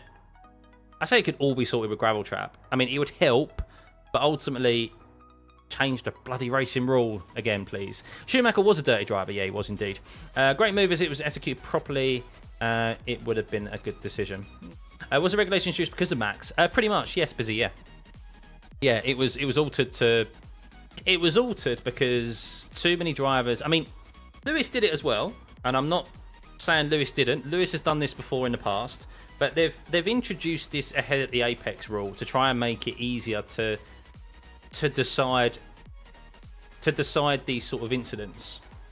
But actually, it isn't really, and it just what it does, it means that we're actually removed of more wheel-to-wheel racing, because let's say there was gravel there, Lando would absolutely have to back out of that corner, like literally slam the brakes on to ensure he doesn't go through the gravel. And that means that the battle kind of stalls and stops. Whereas if you have to give just racing room a car's width every single time, no matter what, even if you're ahead at the apex, if someone is alongside you, then you have to... Then we, as fans, get more wheel-to-wheel racing because it lasts longer for multiple corners. Yeah, going around the outside has always brought risks, yes. But when the rules are as they are, it's almost... You almost not even worth going around the outside, because the inside car can just drive you off, and it's not nice. It's not right. I don't like it. Never have done. Is it fair Lando overtaking off the tracks because Max went wide either? Right, that is the argument. Well, the argument McLaren would have, F1 Mag, is that Max... So McLaren's argument is that basically Lando was ahead at the turning point of the corner. The only reason Max is ahead at the official apex is because he is out of control of his car. He's braked later and he's forced Lando wide, and he has run off circuit himself. Lando only has one place to go, which is off circuit. But because if Max had braked where he's supposed to, if Max wasn't out of control of his car, then Lando would have been able to have overtaken him. Within track limits. That's basically what their argument is, and that's why they thought it was right for Lando to keep hold of that position. And I get that, and I do get that. But yeah, it's just a shame that obviously the rules, it's these rules rearing their ugly head again. And I'm so glad Jensen Buttons mentioned that. So, and then exactly, you get better, longer battles. Yeah, talking sense, pal. I haven't liked it. Yeah, look, and that's ultimately what I want as a racer. I mean, I am a racer. I'm a sim racer primarily. It's too expensive for me to race in real life. But ultimately, as a fan of F1 and motor racing, I want to see wheel-to-wheel battles. Like, that battle was brilliant. I was so hyped. My voice, God forbid how my voice went so high earlier on, and I do apologise, guys. But that's what we live for, those wheel-to-wheel battles. And Max was defending very well. And then when the moment actually came that Lando could get round him, yeah. But it's clever from Max because he knows that it's just dealt with the incidents. Now we're watching the lap 1 incident, turn 1. So this is what I'm intrigued to see, if it was similar. Let's see.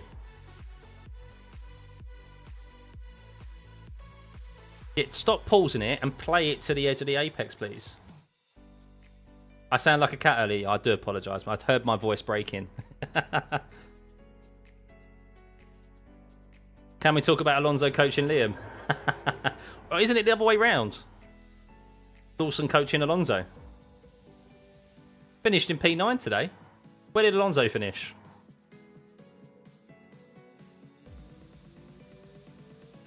I tell you what, Max has gone off track again at turn 1, by the way. I think Lando's got a point in turn 1 as well. Lando should have covered him off, but ultimately, Max has not kept it within the track limits again. So the point still stands that he was out of control of his car, and it wasn't a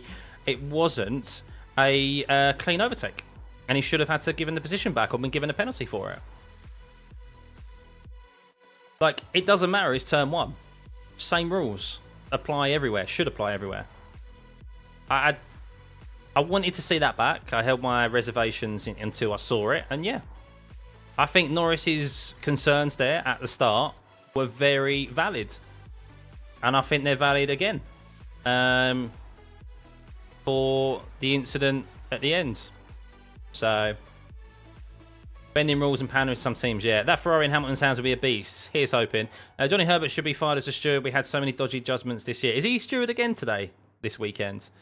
Yeah, he's not very good as a steward, is he? See his move on sides. I haven't seen it, David. No, I need to see it. Max knows the rules too well when he focuses on his hard and smart driving and lets stewards. Exactly, Arnold, and you can't blame the guy for doing it. It's very, very clever from Max. Very smart. Very smart. You know it matters, but it's turn 1. We've seen so many. No, I disagree, Ronin. I disagree. We've seen penalties given out for turn 1 before. When Max and Lando were the only 2 drivers alongside each other down into turn 1, there is nothing to state that turn 1... Like, you can't just send it down the inside and force the other driver off circuit and you also run off circuit as well and then go, oh, it was turn 1. No, it doesn't work that way. Same rules apply everywhere. So, I thought Derek Warwick was tuning. Is Derek Warwick tuning in today? Is he actually? Oh, he's a Red Bull lover, isn't he? Greatest driving. It's hard to pinpoint. There's been so many good drives in the past. You see George get 4 places because of turn 1. Yeah, George went. George started from the pit lane as well. So we'll check our race at Red Bull next year. No. I'll tell you what, Liam Lawson continues this to the end of the season like he did there. He's in that seat next year, 100%. I think they want Liam Lawson to do well, and I think he's being eyed up for that seat for next year alongside Max. So, Sainz in Australia 2023 got a penalty, yeah. Max and Lewis Battle 2021 made them masters for the rule book. Brandon, good to see you, mate. And it's uphill, so it's not like it's impossible to stay. Exactly! And he went for the move, Max. Yes, Lando showed him the door, enough for the door. But it was a bold, aggressive move that ultimately he still couldn't keep within track limits and he forced his opponent off the circuit. And he himself went off the circuit. That's not a clean overtake. I don't see how that's so tricky. And it wasn't even investigated. It wasn't even noted by the stewards. Normally they at least note it and then they say no further action. I don't know what they were looking at, really. Don't know what they were looking at. So, you can't run someone off track. It's reckless. He sounds like a hopper driver from the video games. Man, I don't know if it's always controversial with the FA. It's just kind of getting old at this point. It's this... It's not so much the FIA in themselves, it's the fact of that they've put themselves into a... They've put themselves into this position, basically, by having the racing rules the way they are, but then they don't enforce them... They don't enforce them the same way, you know? So, Norris should have given the place back and would have 5 rounds to overtake again. Yeah, that's come from the team. He potentially should have done Dutch, yep. But I think at the time, McLaren were like, well, no, he's also gone off circuit. He hasn't defended safely, and we're entitled to keep that position. So, yeah, it was a safety car earlier on because of... I mean, let's talk Mercedes, shall we? What were they thinking today? Now, it's worked well for George Russell, but even so, let's say George Russell started 6th place today. They could have put Lewis Hamilton's new spec parts onto his car, which meant that he would have ended up not breaking Parc Fermé rules, and he would have started in P6. Could have well been involved in the race today because he had good pace. But they decided against that, so they made no setup changes to Lewis Hamilton's car and made him start on the grid, which meant that his setup was still shit, and that's why the car lost control identically to George Russell in turn 19, like he did yesterday. And then they had George Russell start from the pit lane, which could quite easily have gone very wrong. I don't get it. I don't get it. And now, obviously, Toto Wolff is all pissy about a penalty given to George Russell. Well... what about Lewis Hamilton? You know? So, way too friendly to be championship rivals. I don't think it's the fact of that they can be friendly to be championship rivals, but I definitely think that on track, Max Verstappen is way more aggressive on Lando than Lando is on Max. And that's what Lando's trying to figure out and just get in his head to do so.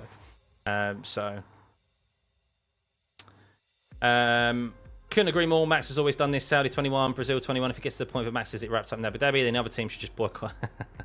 No, they won't do that. Too much money. Lewis said yesterday he wanted a pit lane start. Was so surprised it didn't. Yeah, exactly. Exactly. Should have given Lando and Max reset times from earlier to last lap. Then would have been one fastest lap. Mercedes definitely ran by Austrian Germans. Experimental. Thanks, Hodor. Thanks for subscribing, buddy. Yeah, look, I try and keep... I have my biases. There's drivers that I support. I don't hide it. I do mainly support the British drivers, but I respect drivers like Max Verstappen, other drivers that I'm maybe not too big of a fan on, and I just want to see good racing. I'm an F1 fan, and like earlier on, Max's defense on Lando was just sublime. It was beautiful to watch, because a lot of people just think it's all about overtaking, especially when you race online. Defending, getting a buzz from you can get such a buzz from defending, so, and the person behind normally just ends up ramming you off because they're pissed that you're defending. It's like, how dare you? But defending well is an art, and only like the best drivers are able to do it. Colapinto for next year, yeah. Rough time to be an English fan at the moment. It's all right. Friends off track, but a selfish racer off track. How it should be. Yeah, exactly. And I think Lando's struggling to see that. So,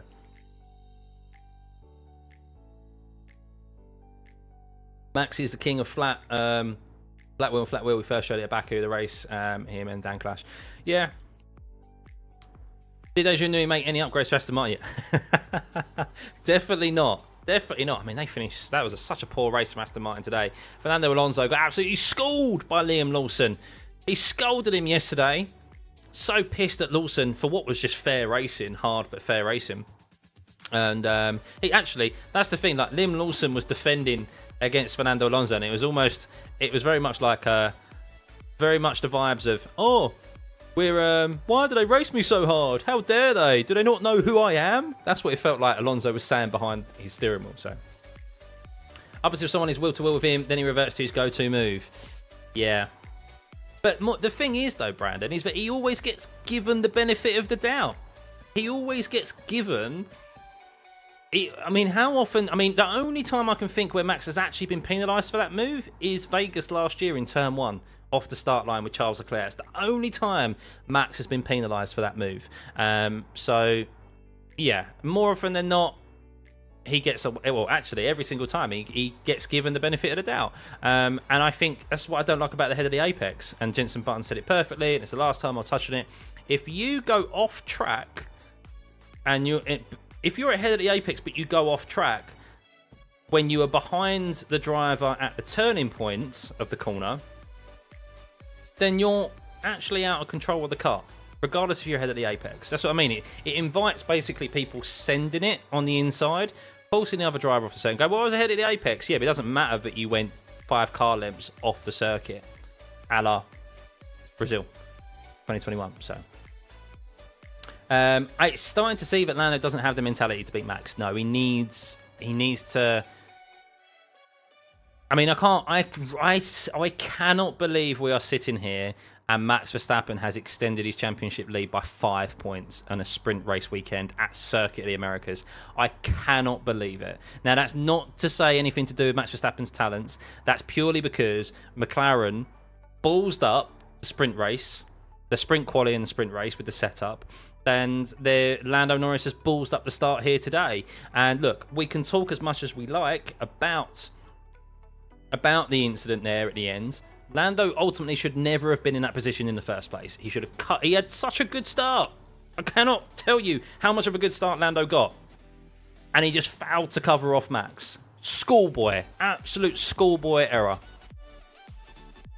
So, off track equals no longer racing until return to track. My family F1 workers, engineers, and there's a lot of things behind the scenes that the public don't know, but make the F1 very explainable. Who wins and who they want to win. Yeah, of course it is. Yeah, there's so much that goes on behind the scenes. I've been fortunate enough to go to an F1 factory, Mercedes F1 factory, and it is such like an operation to put those two cars together. It's the Mini DRS and Flexi Wing plus bib from Red Bull now a factor for these two teams. Was that? I mean, that definitely gave them an advantage. But the thing is with the Mini DRS thing is it only really works at circuits that were like low downforce, where you had really high loads, and that was like Monza and Baku. You wouldn't really see. You may have seen it slightly. I don't think you would have seen it here at Circuit of the Americas. Maybe they would have done down that back straight, but primarily they wouldn't have seen it, and it's not really going to have an effect on the remainder of the tracks we go to this season now. Just imagine for the remaining 5 races, the bottom 6 teams go for fastest lap. Max would be the most happy with it. Yeah.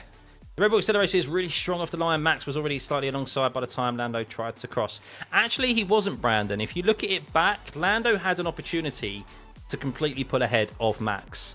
Like he was a car's with he was ahead, and then Max, yes, he gained a bit, but there was quite a sufficient. There was a couple of seconds there where Lando could have just completely covered the inside and cut Max off, and Max would have had to back out of it, and Max potentially would have lost positions to the Ferraris, who would have been going around the outside, because he would have had to have backed up. So it's Lando will look back at it and look at like, fuck, I should have covered that off.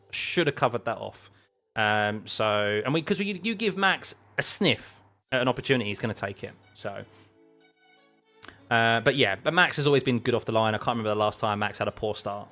He is good. Dad designed and made exhaust for champion winning teams for 30 years. Oh, nice one. Cool. I didn't have it on any other wing. Yeah, I think it was just that rear. It was just particularly that rear wing, wasn't it? So that needs to work on his start. Otherwise, who loses? It was a good start. What was what we were just saying? It was a good start. It was the rest of it in regards to his defence that was poor. So the actual start procedure in itself was good. Do I think the start was clean? What in regards to Max's move? We've just mentioned it. No, I don't think it was. I think it was a bold move.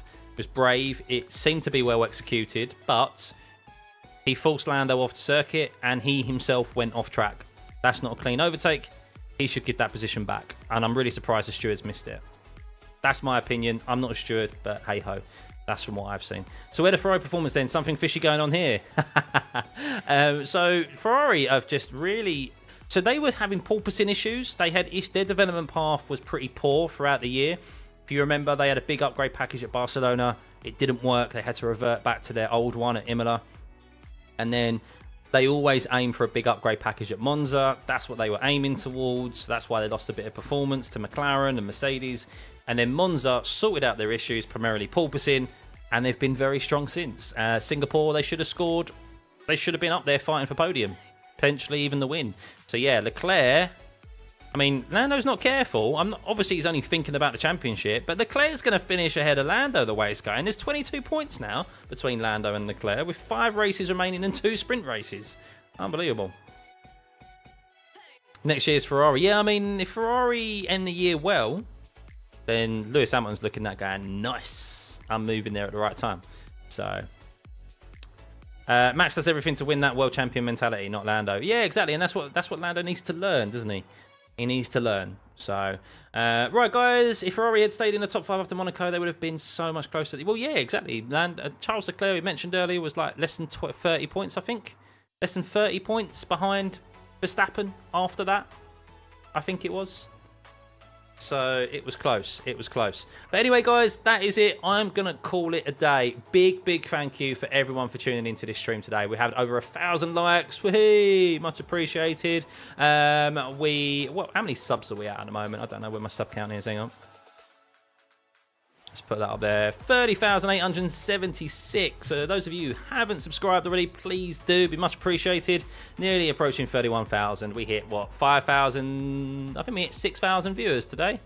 So once again, great numbers, consistent numbers. Thank you very much. We'll be back. It's not long till the next race. It's race week already.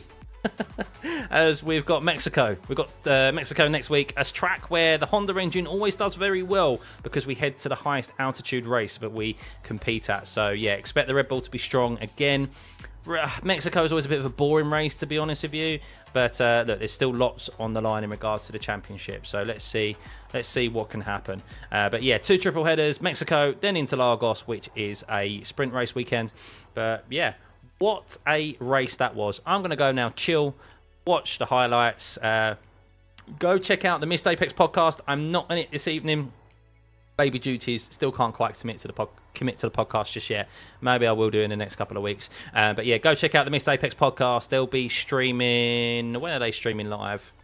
Or you can listen to them back on Spotify. It's entirely up to you. When are they live? They are live. I can't find them. Hang on a second, guys. Oh, they'll be live at 12:30 UK time. Wow, 12:30. I'll probably be up feeding the baby then, so I'll probably watch that. But yeah, no, thanks, guys. Thanks all the subs. Thank you for the new members. Much appreciated. Please get your questions in. I know we've answered a number of them now, but of course there's lots of information that will be coming out post-racing interviews and so forth. So if you want your questions answered, I'll answer them as best as I can. Of course, I'm not exactly 100% correct all the time, but if you want to hear my opinion on something, just head to the community page. I want your questions there, and I'll create a video tomorrow for you. But yeah, only a few more days until we have Mexico. So yeah, we'll see you then. Thanks, guys. Have a lovely rest of your day, and we'll see you in a week. Bye.